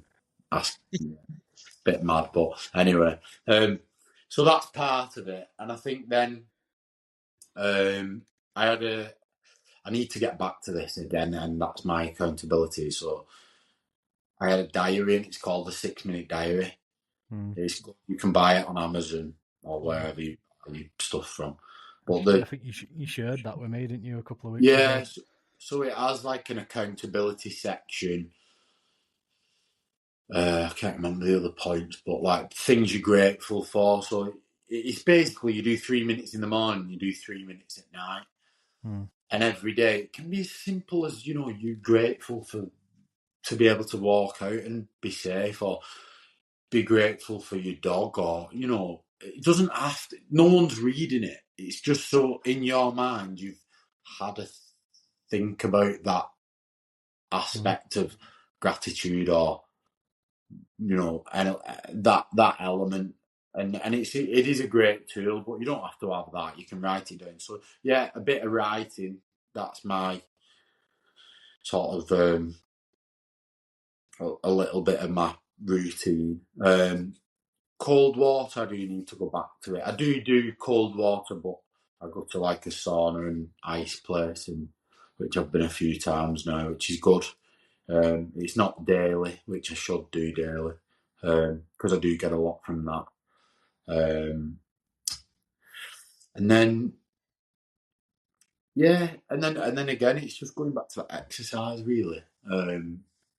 Making sure, you know, I'm not overdoing it, but you're also adding some element of health and fitness in that. And any sort of rituals that you practice daily, you know, like it might be a morning thing, a nighttime thing, it might be reading a book or dedicating like a certain amount of time each day to something. Yeah, so again, it's probably, again, it's that point where I do need to be a little bit more focused on it. And I did go through, I'll go through spells of sort of sticking to one or the other. So yeah, I did a bit of breath work at one point. So I used to do breath work in the morning. I heard that, you know, you get a lot of benefits from that. I used to read, but I like to say I'm very sporadic with how I do it. So I might do 2 months of solid reading. But what I would say is that, you know, I'm a good sleeper, me, so I can get to sleep really fast. Yeah. But when I go to bed at night, I do like sort of, you know, listening to something, mainly podcasts. So yeah, like a podcast, and I'm listening to a history podcast at the minute. So it's sort of getting a little bit more from life than what you would in your day to day, because I think in your day to day you're only ever going to be exposed to your work, the people who you surround yourself with, and sometimes it can become a little bit limited. So I think it's sort of looking for something that maybe adds to what, you know, to the broader spectrum of knowledge, and that's sort of what I would say is a bit of routine for me. It's really interesting, and I've got to ask, seeing as you mentioned podcasts, what's your number one podcast at the moment? It's And got why is it Thrive Talking? Drive Talking. It wasn't me who left that 4-star. Yeah, I think there's a couple for me. It's like obviously Thrive Talking. I listen to Modern Wisdom, Chris Williamson. Dan Snow's History Hits is my little bit where I get a bit of knowledge from here and there. I listened to the one that you listened to, Tommy, that you told me about it's the nature one, with the 3 lads. Oh, the Wild Times. Yeah, I listened to a bit of that. It's good fun. It's good fun. Yeah, Rogan, listen to a bit of Rogan, depending who's on, But I think you get the golden ones of the people you don't know. And then I listened to a lad, and I think he's really good. His name's Jay Shetty. I don't know if any of you two. Yeah. Used to be a monk, didn't he? Yeah, that's it, yeah. And he's quite like a good philosopher, and he has these short ones, he has the ones with guests on, but then he has these ones where he sort of runs through points. And actually I listened to that last week when I was in a bit of a hole, and it did sort of put things in perspective. And I think, if you're using tools like that to put things in perspective, like this, for example, you put in, it is powerful. It's powerful stuff, and sometimes it can just give you the shape you need. I think what you're doing there, Sweeney, is brilliant, because if you're trying to almost learn something new every day, even that's listening to a podcast, which is the modern way, you're always going to better yourself, aren't you? Yeah. Like you said, you don't necessarily listen to every minute of it, and some resonate better than others, don't they? And when you get those that resonate, they are powerful, aren't they? Yeah. I know it's, as we talk about routines, some people do live and die by a routine, don't they, daily? But others, like yourself, you're managing a business, for God's sake, you're training and stuff. You can't always stick to a routine. But I will say the one routine that everyone can do in the world is have a cold shower every day. Yeah, I agree. Easy as that. It's there, right? Everyone cleans themselves every day. Yeah. Just make it cold instead. Yeah, that's what I do. Look at me. No, I agree with that. I do. No, it's an easy transportable tool, isn't it? So, literally, mate. Yeah. Absolutely. You don't need an ice bath. You can just get in, like you say. You can always turn that tap left or whatever. Yeah. If in Mongolia it's right, it's right. They are listening. Yeah. No, it's an interesting one, that, on routines, because some people can thrive in like chaos, can't they? But for me, I really benefit from having that structure and sort of not too strict, but having sort of a regimental structure to my day, and I really find that helps me personally. Yeah. Now, moving on, and it's very important that we address this, and it's something that we'll touch on with each and every guest that we have on the podcast, Sweeney. But just want to talk about the Thriving 5 pillars, and obviously you're a long time supporter and listener of the show, so you'll be familiar with them. But just wanted to know, are you sort of implement them in your own life, and whether you've done anything differently since listening to the podcast? So starting off with Connect, the first of the pillars. I think that's the most, what I would say is for me is the most important, the one that's probably highlighted more in the last year, 2 years, especially due to sort of personal circumstances changing. And I think that's where, again, you sort of learn who are the right people to connect with. You surround yourself with the right people. You surround yourself with your people. Who you can talk in depth with, but at the same time you can flick from depth to, shallow, and you can be stupid. And I think that's for me. And again, going to family and things like that, and you're always going to have your family. Can't choose your family, obviously, and luckily for me, and I know you guys, you both got good family and people around you. But for me, that's probably the most important part of everything for me is who we, I like to say I live on my own. And so maybe that highlights the fact that is the most important thing for me. Sort of that companionship, as much as, I am seeing a girl at the moment and all that's really good.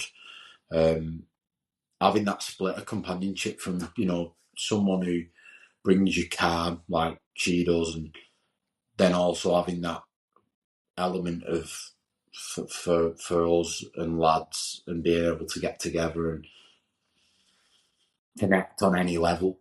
But making sure you're doing it with the right people, and that's what I'd stress is like, you can have, I always remember you have acquaintances and you can have friends, and and acquaintances are different.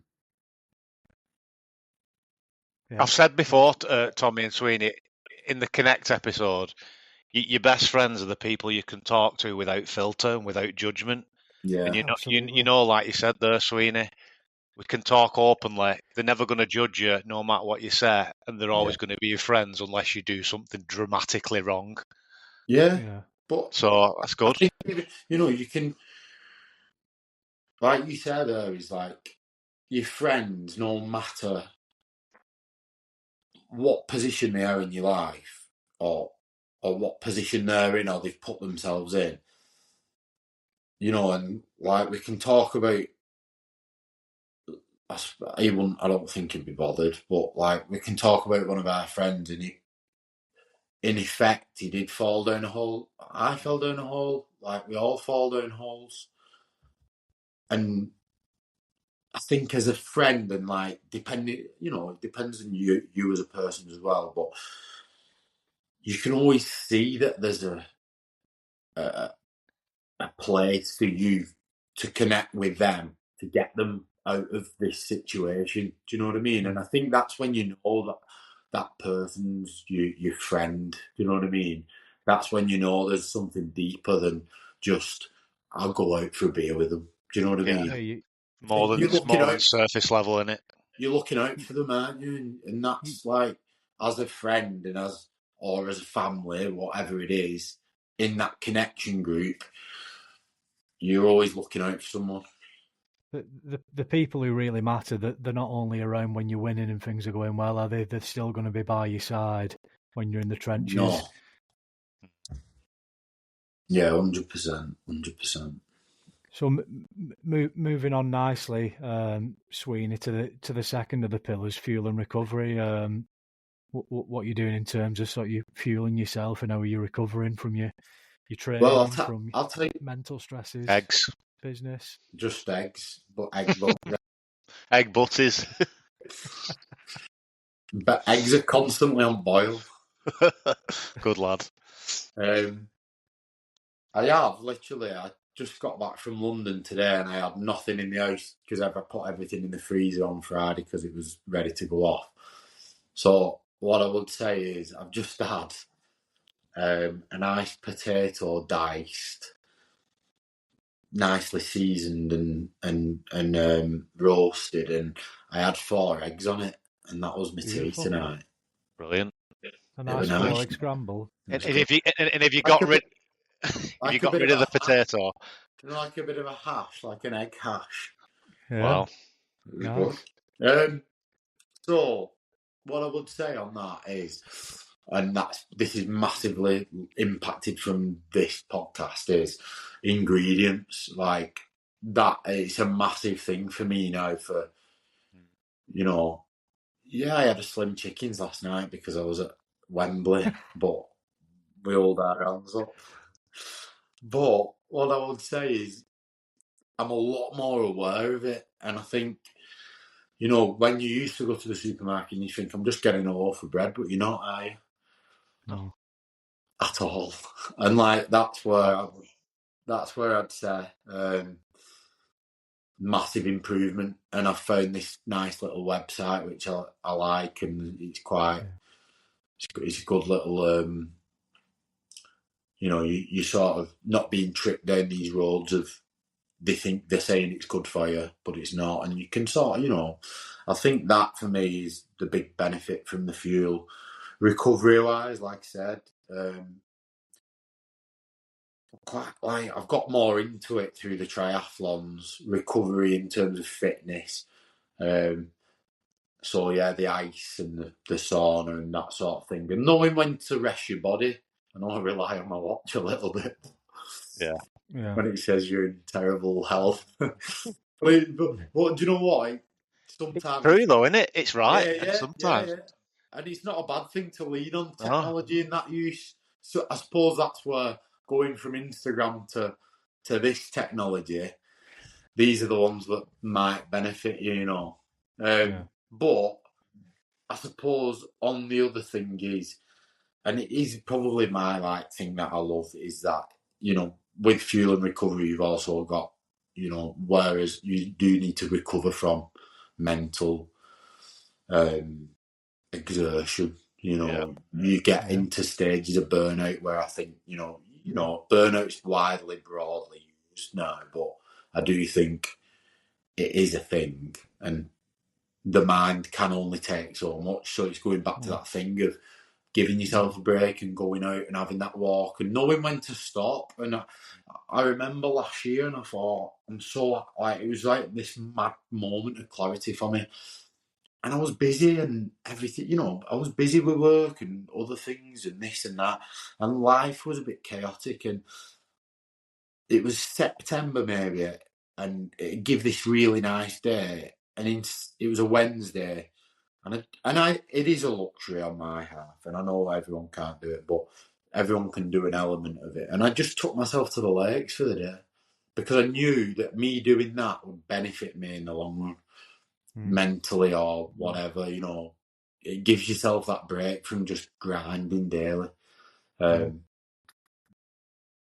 whether that be 10 minutes for someone or an hour or a day, whatever you can do it. And that's for your recovery and your fuel of your brain as well. So yeah, that's my take on fuel and recovery.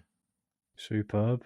I'm really enjoying listening to what you've got to say on each of these, Sweeney. So that takes us nicely onto challenge. How are you challenging yourself? And I think we're already sort of aware of this, but just for the listeners' sake.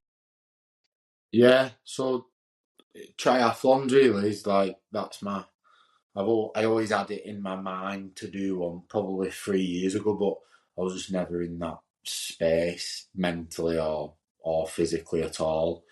And then I suppose it's sort of been a long journey in a way to doing the first one, but there was just no commitment, at that point to do it, or conviction. Whereas I think once and I think that's the thing, isn't it? Is like almost that goal setting. You don't need to goal set, but I think once you book something, you're doing it, or if you're of that type of like headspace or mindset, once you book it, you're going to do it, and that's your commitment. And then you don't sort of need motivation, discipline in it really, rather than motivation. It's goals, isn't it? It all goes back to setting goals. It can change your life for the better. You need something. It's like writing, you know, like I was looking through my pad when I was making notes for this, and it's my pad that I write in, and I'd wrote goals, and do you know what? I'd wrote them down, and I'd never gone back and looked at them, but I'd actually ticked a few off the list, and it must be that conscious.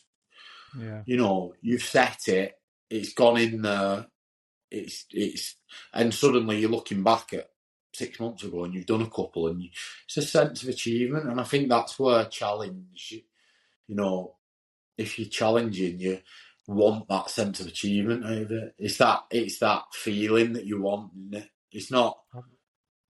You're not doing it so you can tick it off the list. You're doing it for the feeling at the end of the day. It's You're doing interesting. it to smash. Sorry, it's interesting that you say about sort of setting goals and actually writing them down, because another podcast that I listen to, The Order of Man, which has actually been one of the inspirations behind, for me personally, behind doing this podcast. But I listened to a guy on there and he said, like, I can't remember exactly what it was, but it was that you're more likely to achieve your goals and to accomplish them if you actually put pen to paper and write them down. Yeah. You know, and whether that's climb a mountain or learn to speak Russian or deadlift 405 pounds, you know, complete a triathlon, whatever it may be. Apparently, there is a science behind it. Like, you are more likely when you put pen to paper and you said, right, that's what I'm going to do. Yeah, it's a bit of conviction in it. Of like, it's left your mind and it's gone, because you know, I think, what did they say? You have 70,000 thoughts a day or something. You know what I mean? It's scary, but Yeah. And actually, they reckon there's, what do they say? I can't remember. I think they say 100 of them are true, or 200 of them are true. And that's literally the science behind it. And when you think about it like that, unless you're putting something down, you'll tell yourself that pack of lies forever. Unless you, I mean, like you're saying there, the science behind it, I suppose it's leaving your brain, and you physically your brain has told your hand to write that on a piece of paper. So there's a bit more to it, and it's like that booking something. Do you know what I mean? You've made an act of financial commitment to do this.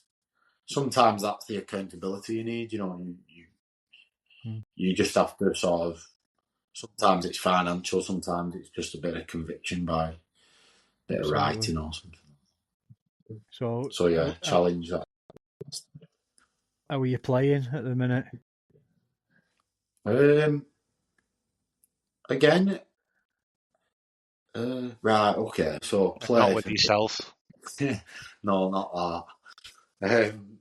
Play for me at the minute is, and I think this is sort of again that realization,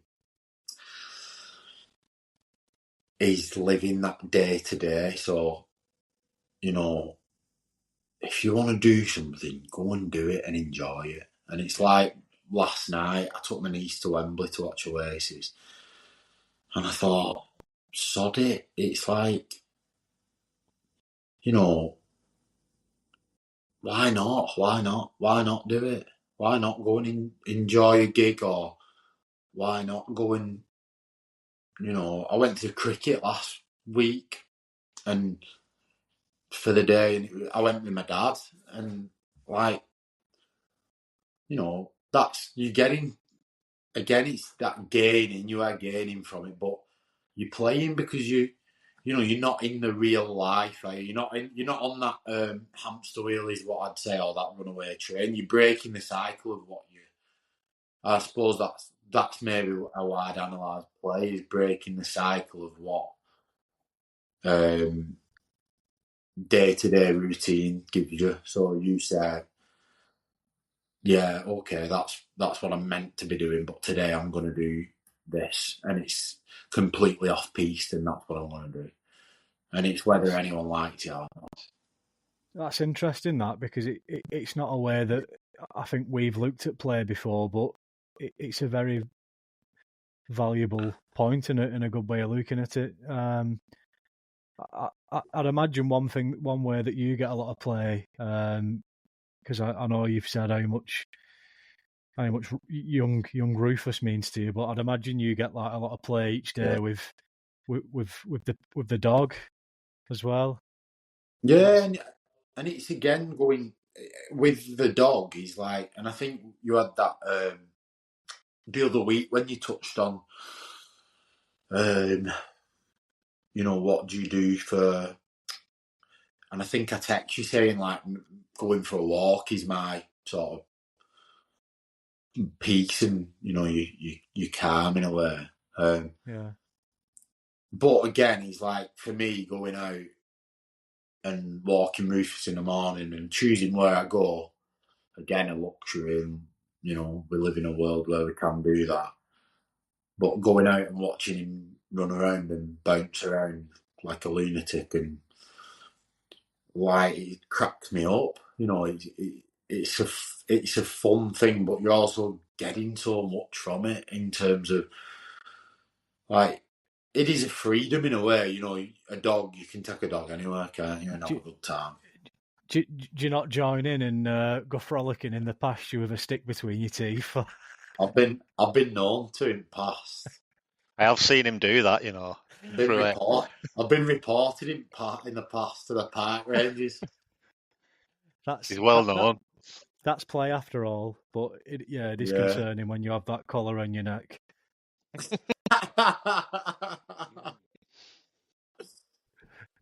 But that's again, like, it's nice, like you said. It's a good point, like you said. And it's again that thing of not realising when you're playing. Yeah. And it's about realising when you're playing. It's not just like some people see walking the dog as a task. Like, it should never be a task. It should be what you want to do. Yeah. Like, why would you not? Like, that's what you've got it. You've got it for it to change your lifestyle in some respects, surely. Definitely. Not just a pet. No, that's brilliant. That's great stuff. So, moving on to the last one, the final piece of the puzzle, Sweeney, contemplate. Again, I think we sort of touched on it then. He's like, contemplate for me is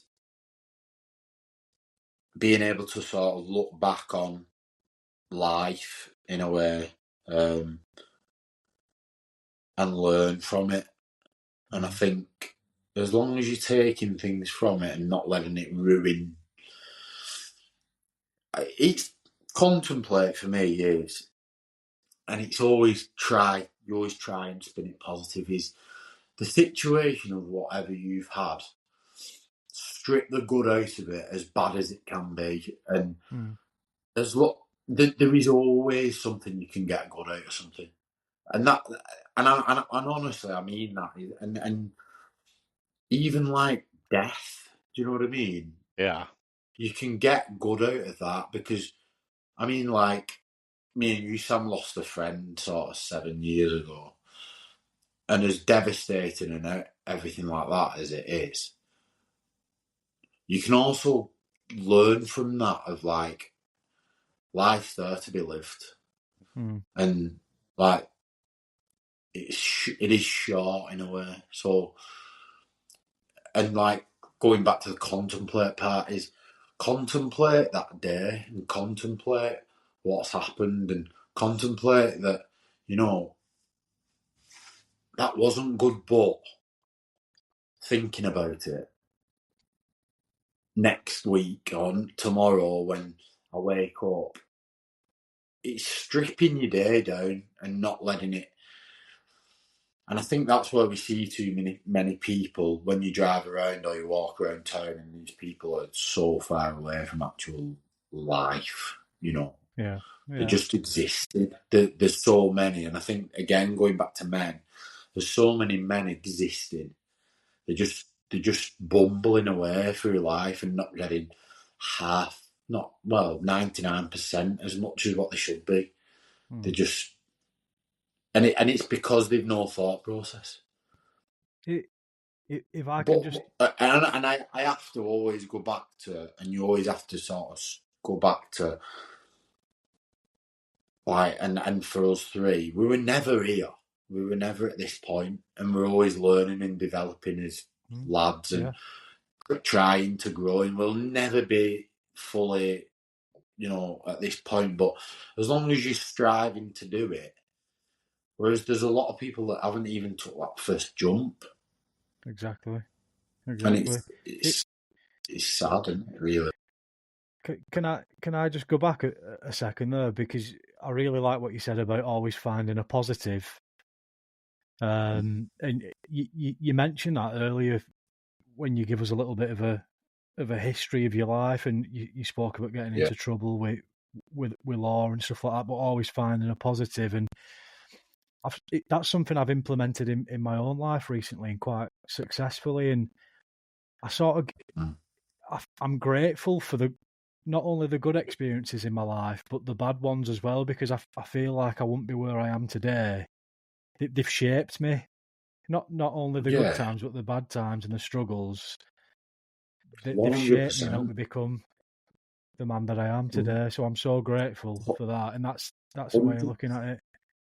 100%. You can't just, like, year by year, we're going to have troubles and tribulations, and whether it be family or health or something else, or you're always going to get surprised all the time, in work, in business, in like anything, you know, in relationships. You're always going to be surprised, or you're going to have a shock, or you're going to have a trouble, and it's guaranteed. That's what life is. It's not like, it's not this fairy tale which people make out to be.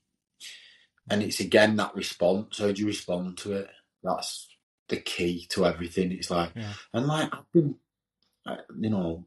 I've been terrible at responding to things in my past, but it's about progression in it, and that's where we are. Yeah, I like that because it leads us nicely, because you've already spoke about it really there, but it leads us nicely into accountability, which we've already spoke about quite a bit. It seems like we all do know where we're going wrong, what we've done wrong in the past, and how we can fix it. But I'll ask you there, Tommy, why we're on it, because it's our little accountability section.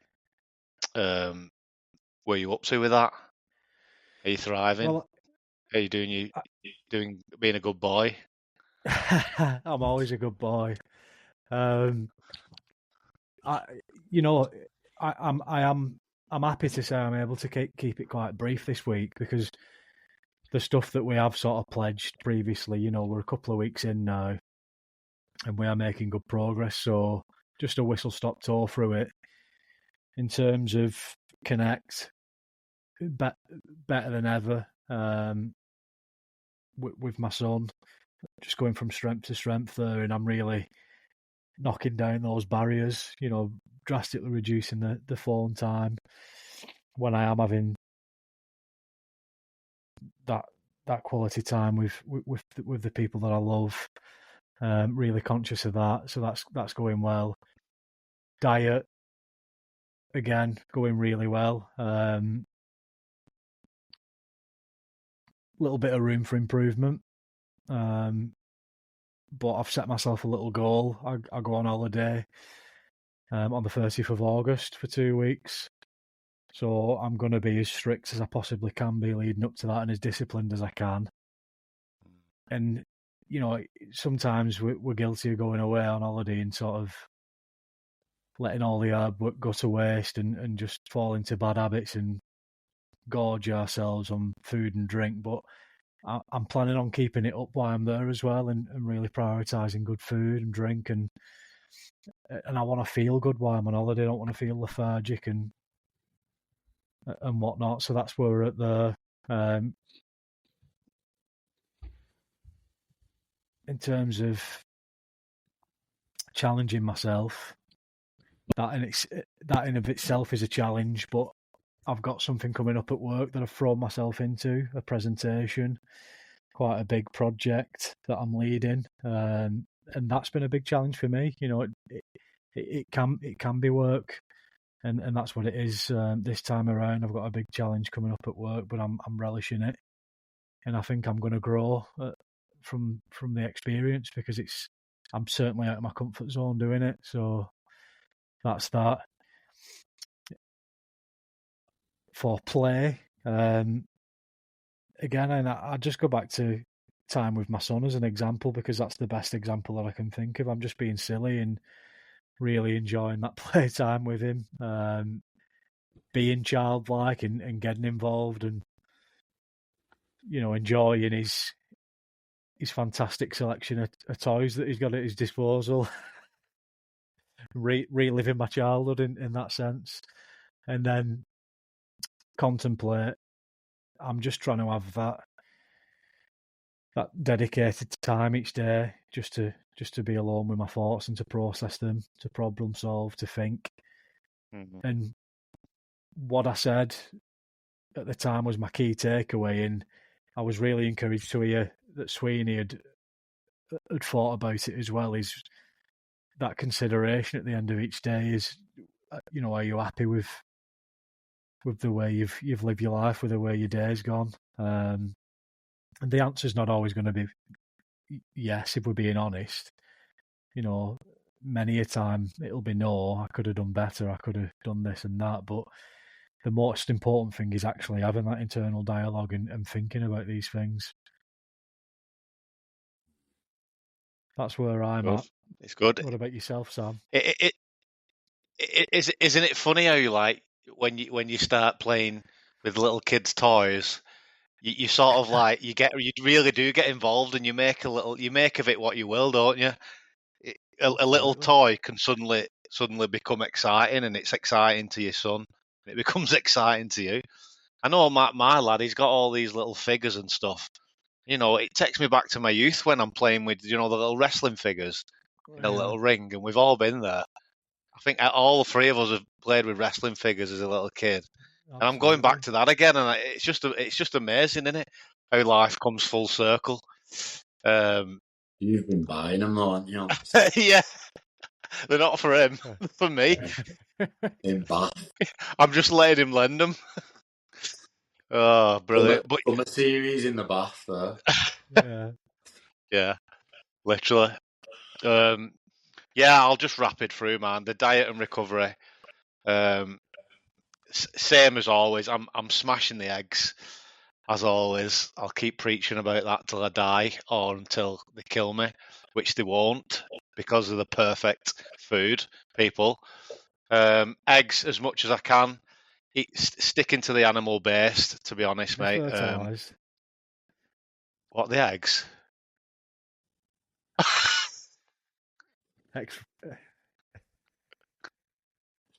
Expensive, yeah. They are expensive, yeah. Oh, flipping heck. But yeah, just I do have the odd sandwich every now and then. I am out on the road a lot, so I am a big sandwich man.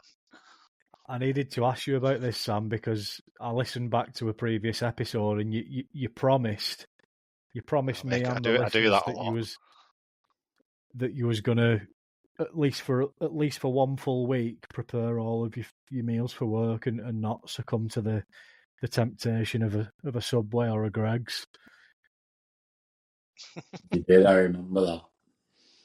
Have you done it yet? Well, sorry to disappoint. He must have a pan in back of his car to boil his eggs on. You have got a camping stove, mate. Yeah, I have. Yeah. So I'd like to see that. Could do it a bit more. All right. Well, I've been told now. There's no excuses. For years, I ate cold boiled eggs. You can boil them in advance. I don't want to hear these excuses. I know. 100%. I know. I let myself down on that. I just, instead of next week, definitely next week. Next week we've got, what day is it now? Monday. Yeah. So this week you need to. I mean, I'll let you off tomorrow, but this week really. All right. And I want you both to like really go at me as well. I'll be at your front door, mate. You're leaving with the pan of eggs. With a wrestling lunchbox. Tail him all week, and if he goes in Greggs or Subway, just smash his car up. Yeah, that's a good use of time, isn't it? Anyway, he'll be in one of them parent and child bays anyway. I'm the ultimate hypocrite, aren't I? Don't post on your holiday story while I'm posting on my holiday story. Eat eggs while I'm eating Greg's. He'll Don't be eat eggs, eat Greg's. You'll get cancelled during a few years. parked in the Hopefully not. parenting child while he runs in for his sausage roll. No. Well, yeah, maybe. Recovery, as I keep saying, cold showers every day. I'll do that again till I'm dead.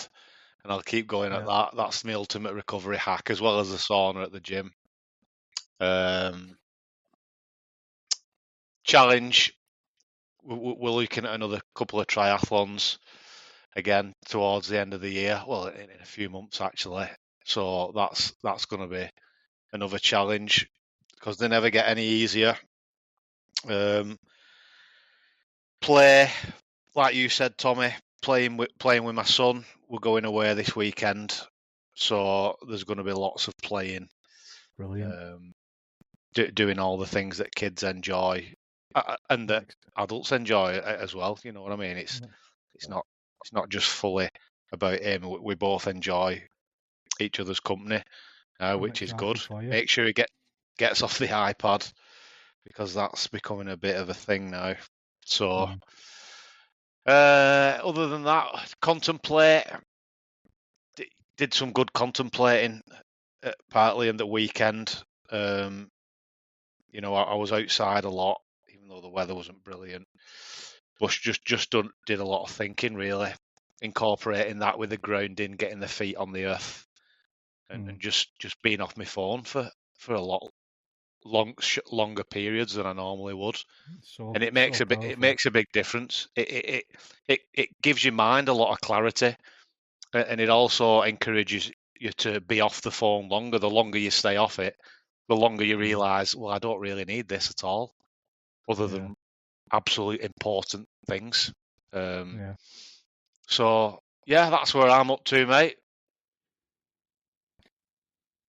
No. Very good.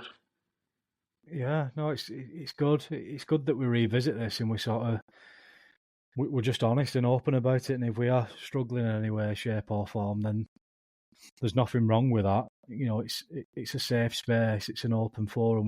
We can talk about it and we can help and encourage each other. So I think that nicely leads on to sort of the power pledge for this week and what we're going to do from this day forward.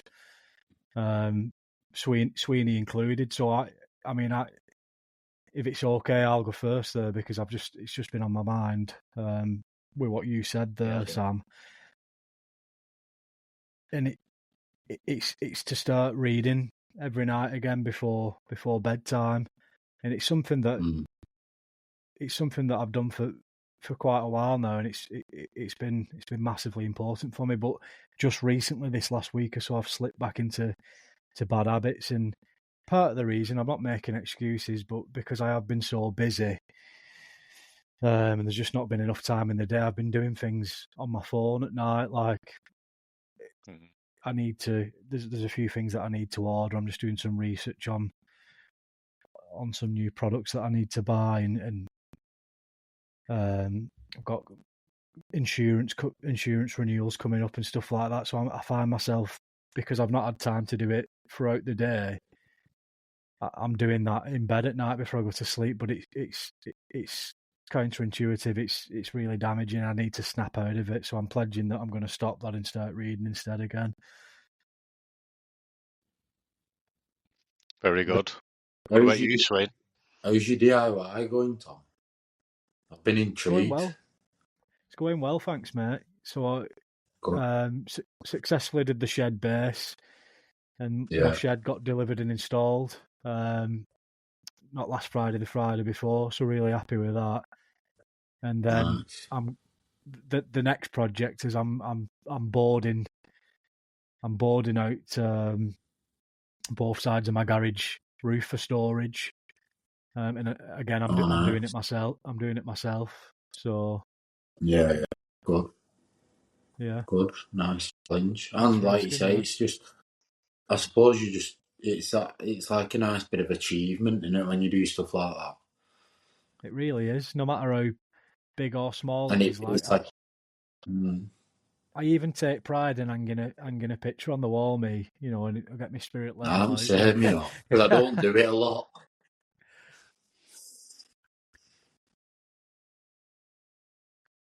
Sam, what's your pledge? This day forward, my friend.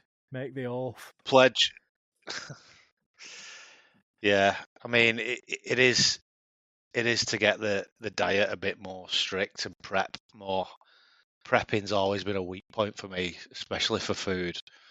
I'm just so susceptible to go into I don't eat fast food really. That's the one good thing I could say. But it's more like sandwiches in the day and snacks. So I'm gonna sort that out big time. I know you're partial to 100 nuggets. We've been there, haven't we? We've been there. And a bit of German sausage as well. That's true. We all know about that. That's true. Now, what we can do to help you there, Sam, I think, is we know that Sweeney's up at 5 every morning, so we can get him just give you a quick bell and just make sure you've boiled your eggs ready for day. People love a 5 a.m. phone call. Just what I need, that I think. The thing is, though, Sam, it is as easy as. Have you got an air fryer? Yeah. Chucking a chicken breast in an air fryer, and you've got a nice chicken butty on a sourdough, and you're done. Oh yeah. I mean, I'm not eating like lard sandwiches, jam butties, stuff like that. It's the only bread. But it's the easiest prep in the world, isn't it? No, I know. My bugbear there would be cleaning the air fryer. That'd do my head in, yeah. It does do my head every day, yeah. Because I think I put them drawers next to the sink multiple times, and it absolutely kills me. Listen, but it is what it is. Just boil. Boil, yeah, because then you put them in fridge. You've got 4 a day there for 3 days, and then do another batch. Yeah, and that's as well as eating them for my breakfast and my dinner as well, and my tea. So you know what I mean? No one knew you're not in a relationship. In all seriousness, once you've done it for like a week, you'll be spot on. I know what to do. It's routine, and do you know what? I'm going to say it now. So when you ask me for that little nugget of wisdom, I'm going to give it you now. Right. So growth, also meal preps, comes from making the uncomfortable familiar or becoming comfortable with the unfamiliar. Very so nice. It relates. And what I would say as well is make the familiar unfamiliar. So correct. Your habits, your bad habits, pulling up at Subway, make it unfamiliar. And it is that, like, so when you say growth comes from making the uncomfortable familiar, so that's why you're saying, like you, Tommy, and it did bring, I was going to say it before, but when you say they challenge at work, and yeah, it will be uncomfortable for the time being because it's new. Yeah. But it will become familiar. So it's a good. You can switch it to a lot of things in life, like stopping at Subway, or again, like making change. It's a good one. That most challenges in life are most challenges in life are going to be uncomfortable at the beginning, aren't they? Yeah, it's like you said there, making it familiar is the key to success, which I will do. Or just becoming at ease with it, isn't it? It's just like this is hard, but it's meant to be. It's not meant to be easy, is it? If it's a challenge, I'm keeping one eye on the time here because we're slogging on, aren't we? We are. It's a long episode, and I think we could literally do this all week, couldn't we? Because Carry we've on. got so much to talk Yeah, about. probably. But Yeah. just go on quickly, Sweeney. What's your pledge, mate? What are you going to do differently from this day forward? However I'm big gonna or small say it might be. I'm gonna have a cold shower every day. Yeah, good. Good. Nice and easy. Cold shower every day. I know it makes me feel good. It's that thing of like doing the thing that you've always done. So you get in the shower and it's hot because it's set at that temperature, and you just forget. But I suppose for me, I might go up there now and turn it cold. So when I get in the morning, I know that's where it's meant to be. So yeah, that's my one. That's brilliant. And on that, it's quite funny. I've got into trouble a few times for leaving it turned as cold as it possibly will be with it when the missus gets in and she has a bit of a shock. I have with Rufus. Yeah, You like it warm, mate? Oh, that's brilliant, mate. So just something that I wanted to ask you, and I want to ask all guests that we have on from today onwards, Sweeney. And you don't have to go into too much detail on this. Just a brief summary, and I think it'll just be really nice of you to share. I just wanted to know a little bit about the male role models who've had the greatest influence in your life, and what that influence was. Yeah, just a nice little snippet of So like you say, I think obviously my dad is the main person as a male in my life, and he always has been. And ever since I was young, I think, and like it's even stories I hear now. So my uncle, who's his younger brother, told me that he told my dad not to go for the house that they live in now, because at the time it was a risk, and my dad was self-employed and this and that. And I suppose that's where, not that I knew that when I set the business up, but maybe that's where I get a little bit of that risk taking from. And I think it is good to put yourself out there, like you say, challenge yourself. And that's where my dad did. And on the other hand, my dad is literally probably not like me at all in that aspect, but it's where I aspire to be. And I've made massive improvements towards that. He's calm. He's a very calm man. The amount of times he has raised his voice at me, and like I think you said it in an older episode, and the amount of times he might have smacked my leg when I was younger, but it was because it was a point where he had to.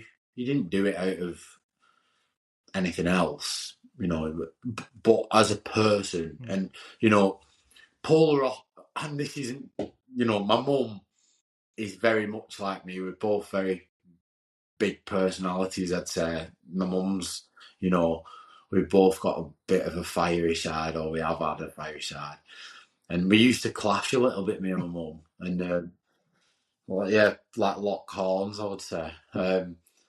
Whereas my dad, in that situation, would be the one who'd bring it down. And, not, it sounds like I'm ripping my mum, but like, he's just a very placid man. And I think that for me is like, I think it sort of goes into all his aspects. Like, he's a deep thinker. He'll ring me, my dad. After I've asked him something in the morning, I'll have forgot it because, like I said, my mind's getting. My dad will ring me 7 hours later and ask me and he'll say, I've been thinking about that. And I think, well, all day? But that's just where he is. He is selfless. Do you know what I mean? He's very selfless. He's always been that kind of person, and I think, maybe that's where. Well, it is. It's where you sort of aspire to be. But yeah, so I can't really thank him enough for that. But other aspects, I would, other role models. Like, I didn't really know my dad's dad very well because he died when I was quite young. My grandpa on my mum's side, I knew him well, and he was a character, a big character. As a role model, I don't think he was, I wouldn't class him as a role model. Just because, again, it was probably my dad at the time. My dad was probably prominent over everyone. He was a massive character and things, My mum says I'm very much like him in some ways, good or bad, I don't know. But then again, and I think going back to sort of my mum as well, I think as a team, those two, she had quite high, she was quite, she had a good job, my mum. And she was in a role where probably male was probably more dominant in that time that she was in that role. So it sort of, it's a bit of a strength thing from her that you probably gained. She was, she's very confident, and I think that's probably where I've gained a lot of, my confidence from my mum's side. Yeah. And as a role model, like, again going away from just the male side of things, but as just a general role model, my mum was probably one of my biggest teacher, I would say. My mum is someone, and my dad, at any point in my life, if I'm in trouble or I need to speak to them about something that can be the worst, I've spoken to my mum and dad about some stuff you would never wish to talk to your mum and dad about. But what I would say is they've always had that door open for me to be able to do it. And I think that's where, for me, learning from them, I've always tried to facilitate that in friendships or in work. I try and keep it at that level of like, I can speak to about anything. There's nothing that, as hard as one conversation can be, they've always taught me that it's better to be able to do it rather than bottle it up. And I know I can always turn to them for whatever, no matter what. I try not to bring as much stress anymore. Yeah. So it's better conversation at this time, but yeah. So yeah, that's where it's generally role models. Yeah, That's brilliant. And parents, I think for a lot of people, parents will be the main role models, and particularly for male role models and that masculine influence, it will be a dad in most cases. But I really enjoyed listening to that, and I think parents who are like that are priceless. They're just priceless. 100%. It's good as well that both your mum and your dad are almost equally as important to you as far as a role model, because not a lot of people can say that. They usually lean towards one or the other, but obviously they're two different personalities, aren't they? It's like yin and yang. Very much so. In theory, they couldn't be two different, completely different people, but they obviously complemented each other in the parenting skills in a way. Yeah, I've met them both, as you know, and you described them exactly right. And the fact that they're still both together after 40 plus years is a great role model and a great aspiration for yourself, isn't it? Yeah, and I think it's like goes back to that thing of like, and it's sort of like,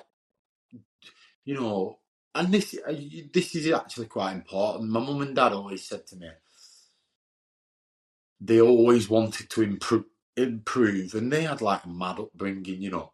It was that time of my dad's 71 now, my mum's 68, and they were in a time where they left school at 14 or whatever, and my mum's dad had like been in the army and this, and there's loads of like aspects to their lives that we don't appreciate it, but they always strive to make our lives. It's their choice to have a child at the end of the day. You don't owe them anything, be it, as a kid. You don't they brought you into the world, but obviously you respect them that much. You want to give back in whatever aspect you can, but I think they always strive to be better than the previous generation, do you know what I mean? Or give more, you know, and it's not saying they were, because that previous generation, granddads and things, they couldn't do as much as what they could.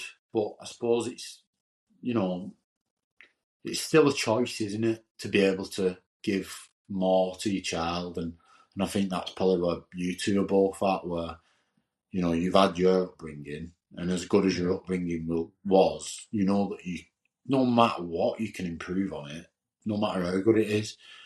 You know, you know, and you can learn from the people before you, or not just learn, but better yourself from them. I think now is probably a good time to ask you the next question, Sweeney, and I'm moving it up the agenda slightly here, but I just think it leads nicely on from what we've just been speaking about and what you've spoken about there. And just in your own words, I think it'd be really interesting to get your take on what you think it means to be a great man. Yeah, I think probably going back again over what we've spoke about today, and the biggest thing for me is it almost goes back to that quote that you said earlier, Tommy, is like being able to have realization, be honest, which again holding my hands up, or, you know, you've got to hold your hands up at times and say there's been times where I've not been, and it was probably a bit of a struggle in my life at that point. But I have completely changed as that person. So it's about, to be a great man for me is be accountable for what you have done and what you've caused. Definitely. Which then leads to honesty. So, you know, be honest. You can tell a white lie, but then what's the white lie do? Do you know what I mean? It sets a precedent, doesn't it? And that's what.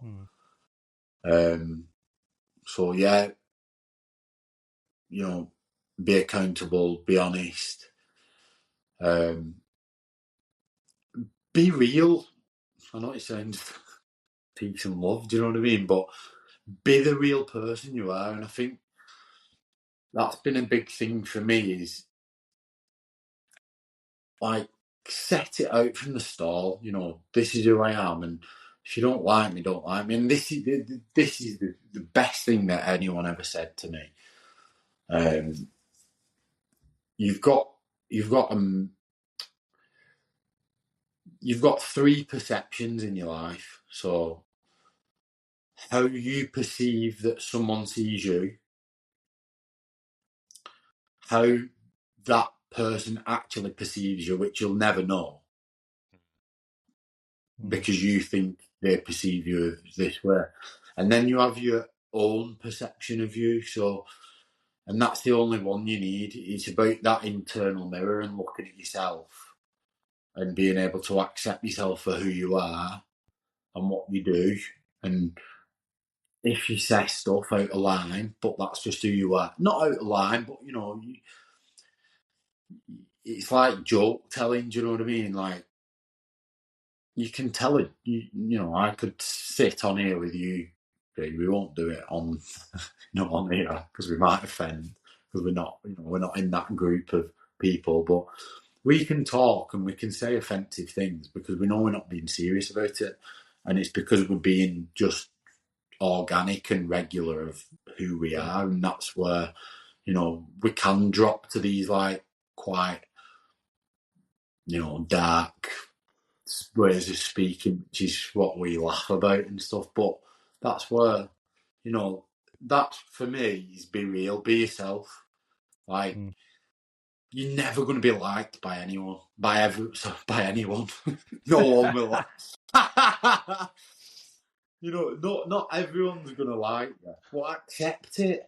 Accept that your friendship group isn't going to stay the same as your friendship group it was 10 years ago. Accept, be accepting, be accountable, be real in everything that you do. If you want to go and, it's like for me, it's like 10 years ago, I'd have never sat on here and said I listened to the history podcasts. Do you know what I mean? But I do, and that's me, and that's the reality of it. And do you know what? You'll meet the right people if you like that. Yeah. And you know what? And you'll be the right person to the woman that you meet because you've been your real self. So you've been as organic as you can. Yeah. So you'll naturally meet the right person, and when you then met that right person, your relationship will flourish. I've been there where I've not been the real person, and then on the flip side is like if you're real with the way you want that upbringing of your child or whatever, it'll be real, and that's how you'll get to the point of everything in theory is harmonious. Yeah, it's a good point you make there, Sweeney, because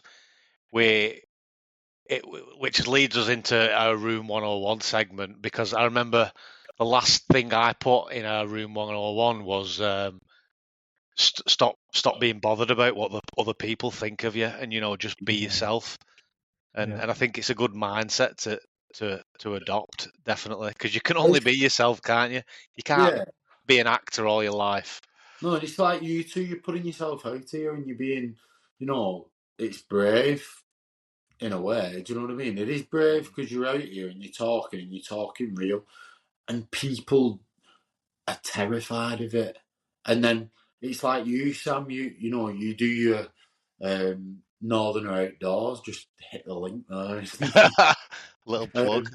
But do you know what I mean? It's like to do that because you want to do it, and you've just done it. So like, just that's another good one. TNT, and it's today, not tomorrow. Just do what you want to do today. Be yourself today. Don't think or do it. Just be real, and if you like blooming, whatever you want, as long as you like it and you're getting something from it, and those people around you, just crack on, do it. TNT. I like that, because tomorrow never comes, does it? Never. But I really liked your answer there, and I think it's going to be really interesting each time we have a guest on, asking them that same question and seeing what the response is going to be. And no two answers will be the same, and I think that's going to be so valuable to people listening in to get those different perspectives. Yeah. Thanks for sharing, mate. Appreciate it. Room 101, Tommy. Yes. What are you putting in? I love this, and listen, we've really got to get this kooky jar and write each one down, and then I think on forget the 100th episode special, we'll just revisit each thing that we've got rid of and see what the world see what the world will look like after we've rid it of all these infections. And auction it off. That's your fortune, though. Right, am I going first, Sam? Well, I have just thought of one, so while it's on my mind, I'm going to say it. And this is an actual thing. It's not a mindset for once. It's to do with the ingredient stuff. We need to get rid of rapeseed oil. Do you agree with that? Burn every field in the land, or literally, like every ingredient. It's rapeseed oil is in things that I would never have ever thought of it would be in, and it's completely and utter garbage. Like sun cream. Why have they put rapeseed oil in sun cream? What the hell is that doing? You're putting it in your mouth, it's going into your gut, then you're putting it on your body. Get rid of it, flipping heck. It's weird because it was dressed up as this thing the other year, wasn't it? People were buying it in Jars? That people still do. It's still there, readily available in the shops. I went to a farmer's Poison. market and he offered me some like vegan sponge cake that had been baked in rapeseed oil growing off his farm, and I was like, "You can forget it, mate." Did you do that off? Did you do that off Little Britain where she goes, "Who made these?" I know what you mean. What ingredients is in there? So, why rapeseed oil though, Sam? What in particular is bothering you about it? How is it affecting men? It's I don't know. I can't really give a definition on why it's affecting men. It's just since we've preached about the checking the ingredients and eating whole foods. There's nothing at all whole food about rapeseed oil being in every single product that's on the shelf. If it's that widely used, it can't possibly be good for you because it's obviously used as some form of preservative, which is going to affect your gut. It's going to affect you in the long run, and it's just going to affect your health overall. So let's get rid of it. Yeah. Just use butter instead. Nice knob of butter, innit?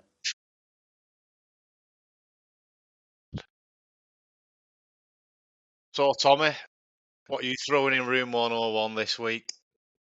Well, it's interesting actually because it's not dissimilar to your own, in way that it's sort of something that's badged up as food, and it's something that's really been pissing me off for a long time now, to be honest. And I just want to slap people who partake in it, and it's fat-free dairy.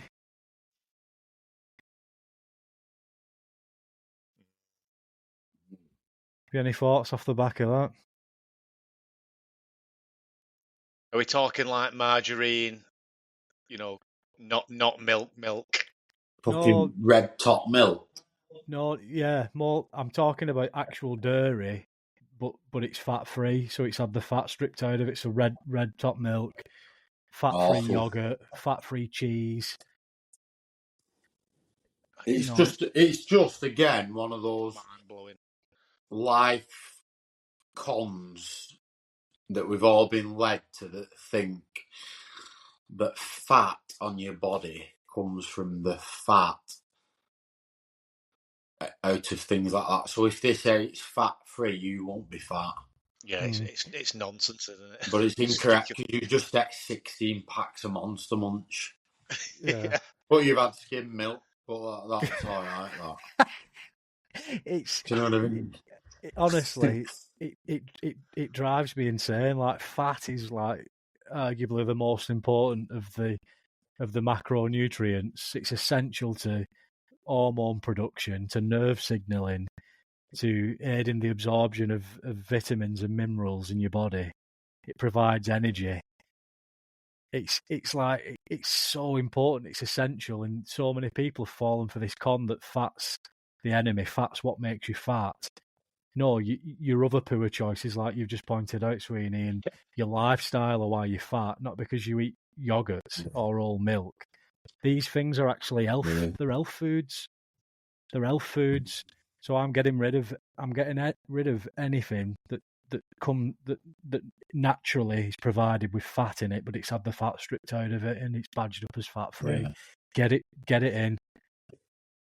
Get it in. What the door? I'll tell you what I have done though, Tommy. Sweet. My mum specifically, she's obsessed with everything being fat free in the fridge, and she buys this 0% fat milk that's basically just stripped of everything. It's basically water, white water. Yeah. And she has that flora margarine that's also light, and I've successfully managed to get her on Kerrygold butter and full fat milk. So we've got to. She's having a whale of a time. She's never been as more energy in her life. So simple things like that. I'm pleased to hear it. True. But yeah, let's rid the world of fat-free butter and milk and cheese. Please. Get it out. I'm trying to think. I'm just come to mind? I was just delved into the getting rid of fat free. Then I was just full tilt, so I weren't thinking. It's all right. It can For be me, anything. It can be mindset. It can be something physical. You know. for me, Anything I'd probably. Do you know what I would probably try and like? I know it's quite broad this, but I do think it sort of does infect a bit. Is trends. So put trends in 101. Like Fashion because trends. anything, any trends, like because of I think it can add that much pressure. Do you know what I mean? And I know it's sort of like a light-hearted thing, but again, I do think like a trend, like why do you have to go out and buy shoes that look like X? Do you know what I mean? Like unless they're for a purpose, why are you going to go out and wear a sealskin kimono? Do you know what I mean? It's just, and I think it then adds this weird pressure to the youth of to sort of comply with it. It's like at the minute, like how many lads are riding around. You probably don't get that up there, to be fair, Tommy. But how many lads are walking, like driving round? It's red hot in summer and they've got a balaclava on. On them stupid electric bikes. It's 32 degrees and there's a lad riding through a hall, which is a family park, with a balaclava on at 80 miles an hour on a Suron. I'd get rid of them as well. They'd be in there.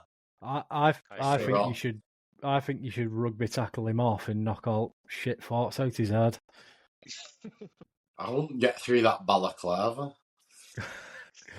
No, but it is. Yeah, do you know what? I'm going to change it because it's light-hearted. Get rid of them electric bikes because they're nothing but breeding bad. I've yet to meet idiots. I've yet to come across a decent human being who rides around on one of them. No one. They're all dregs of society. Yeah, I remember the first time I saw one. I was in the car. I turned left at the Boar's Head roundabout for anyone who doesn't know it, and a lad came past. It was just very similar to a push bike, and he overtook me at like 70 miles an hour, and I was just like, "What is the purpose of that vehicle?" Yeah. Bar escaping policemen. Probably doing a wheelie as well or something stupid. Yeah. Just they deserved. I know it sounds awful, and I'm not like that, but you drive like that, your comeuppance will come. In the form of being skinned by tarmac, I would assume. And your balaclava removed.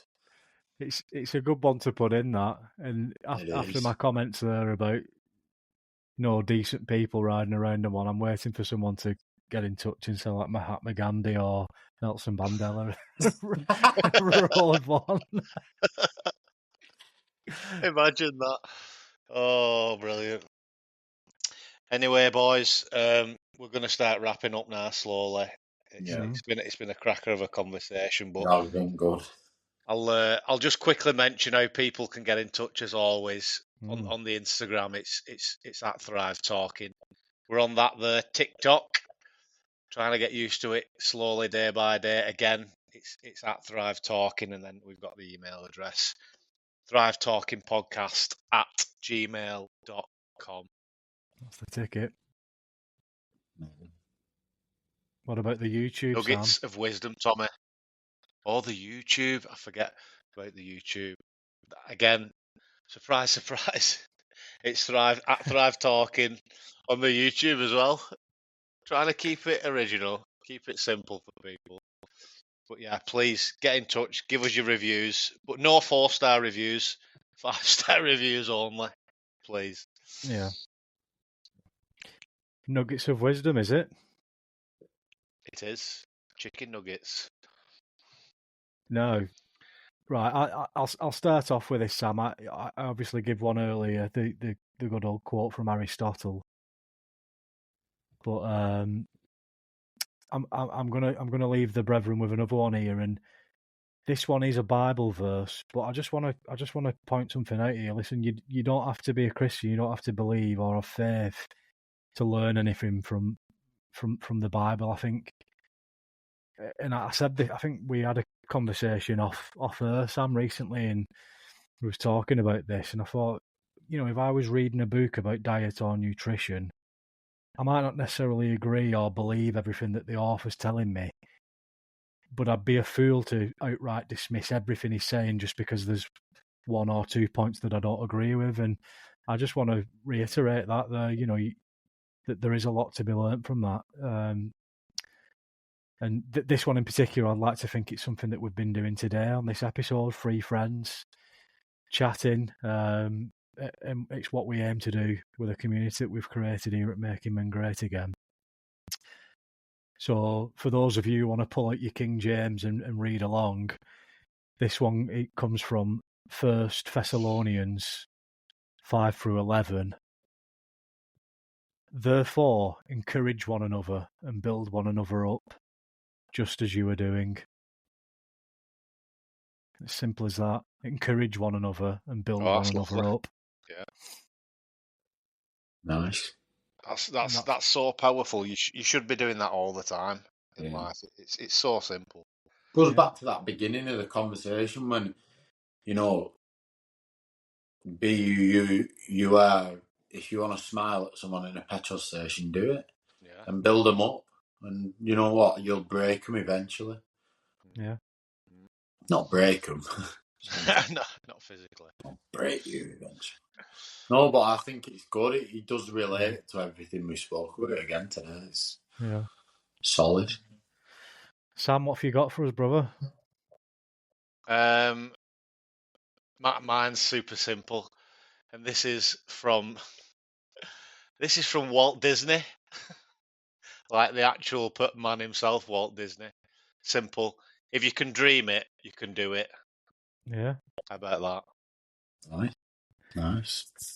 Very easy. Nothing wrong with that, mate. What's final words with you on this one, Sweeney? What's yours?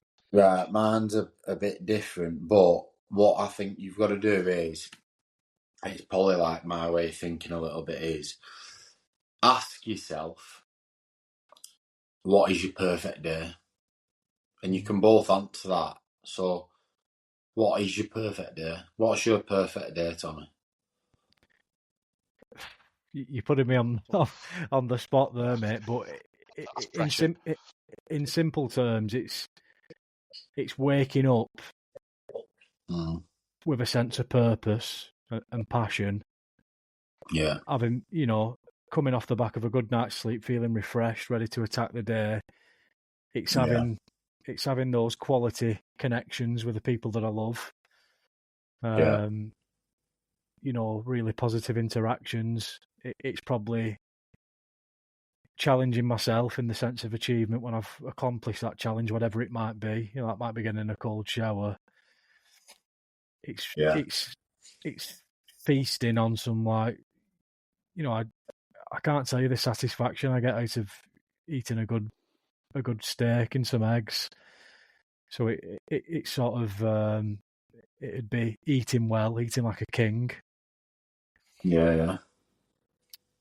Having a little bit of just having fun, just enjoying my day, having fun, having a little bit of incorporating a bit of childlike play into that. Basically trying to implement all the 5 pillars. Yeah. Go on, Sam. What about you? Tommy said it a lot there, hasn't he? He's summarised it. Okay, I think the poet, right? Okay, so if you sort of agree with Tommy there, the question after you've asked that question of what is your perfect day, so you can go start and middle. What's the difference in what you're not doing? because I guarantee you're doing most of it now. And that is where you stop yourself and you go, I've got a lot of things right, and it's What good. to be grateful for. And gratitude again, same thing. Yeah. And that's and for me, that's my nugget of wisdom is ask yourself that question and get real. Like, where you at? Ask yourself the question of I absolutely what is love your it. perfect day. Yeah, it's pretty good. I love that. Yeah. Thought-provoking Brilliant way things to like end. that. Mhm. So powerful. Yeah. So yeah, to listen to the brethren out there listening in, take Mr. Sweeney's advice there and ask yourself what's your perfect day. Write it down, and then consider how different it is to your normal day. And if it is different, what do you need to change? Like, what do you need to implement? And it's probably elements of these, 5 pillars. you know, five pillars. It is. There we go. Nailed it. It's poetry, isn't it? Nailed it. Yeah. That's beautiful. Thank you so much for sharing that. That was class. I enjoyed it. Now, to all the brethren out there, thank you as always for listening in. Please do get in touch. Let us know if you've enjoyed this maiden episode with a guest on the show. We've had great fun recording it, and hopefully that comes across in the listening of the episode. We're really excited to get more guests on in future. Sweeney, for the listeners who want to reach out and get in touch with yourself, or an opportunity to plug the business here as well. How can people reach out? Send him a letter. Knock on at 5 o'clock. Ideally. No, like I say, just I rarely go on Instagram. I do dip on now and again, but it's not somewhere I actually spend a lot of time. So reach out to Tommy or Sam and just get my number off them and give me a text. Yeah. Anyone. We'll give you his number. Any man. Whoever you are. No, but yeah, it's just. I think it's just refreshing to be able, and I think there's probably a lot of people that don't have this opportunity to speak to people how we all speak. And I think, someone might be out there listening to this who wants to speak in this depth and manner. And I think, if you want to do that and that's your way and that's your way of being real about, like, that's how I want to talk, reach out or get yourself on here and have that depth, have the deep, meaningful conversations where you want to talk to people about all things great and all things not so great. Because it is that. It's just ironing stuff out, isn't it? Yeah. So, anyone reach out, but I'd encourage you to get in touch with Sam and Tommy and get yourself on the podcast. That's wonderful, mate. And thank you so much for being our first guest. It's been our pleasure to host you and have you part of the conversation, mate. It's been class. I've loved it. I love talking like this. Don't do it enough. I'm sure we'll have you on again at some point in the future. But I'll be back again when you're in that that London studio. It'll be the first live show. It'll take something special to get me down in London, Sweeney. But I have joked with Sam about taking this podcast on the road and making it a road show. We'll get like a tour bus with a studio on, and we'll just park it up in a city centre somewhere and get people in. That's the dream. Just draft them in. That'd be nice, wouldn't it? Big up that. That's the dream, isn't it? That's the future. Listen, write it down. I already have. You don't need to worry about that. Wow. It's gonna happen. It's just a matter of when. It's not if, it's when. Exactly. But listen, final word from me for the brethren out there. Next week's episode is going to be entitled Good Morning, and we'll be talking about how to make your morning good, the different routines, rituals, habits, things that can get you off to the right start in your day each and every day. So there we have it. Get in touch. Send your I questions look in. forward to it. All right, guys. You've been listening Class that. to Thrive Talking, Making Men Great Again podcast. Thanks, Oliver. Love you lots. See you later. Thanks. Good See you night. God later. bless.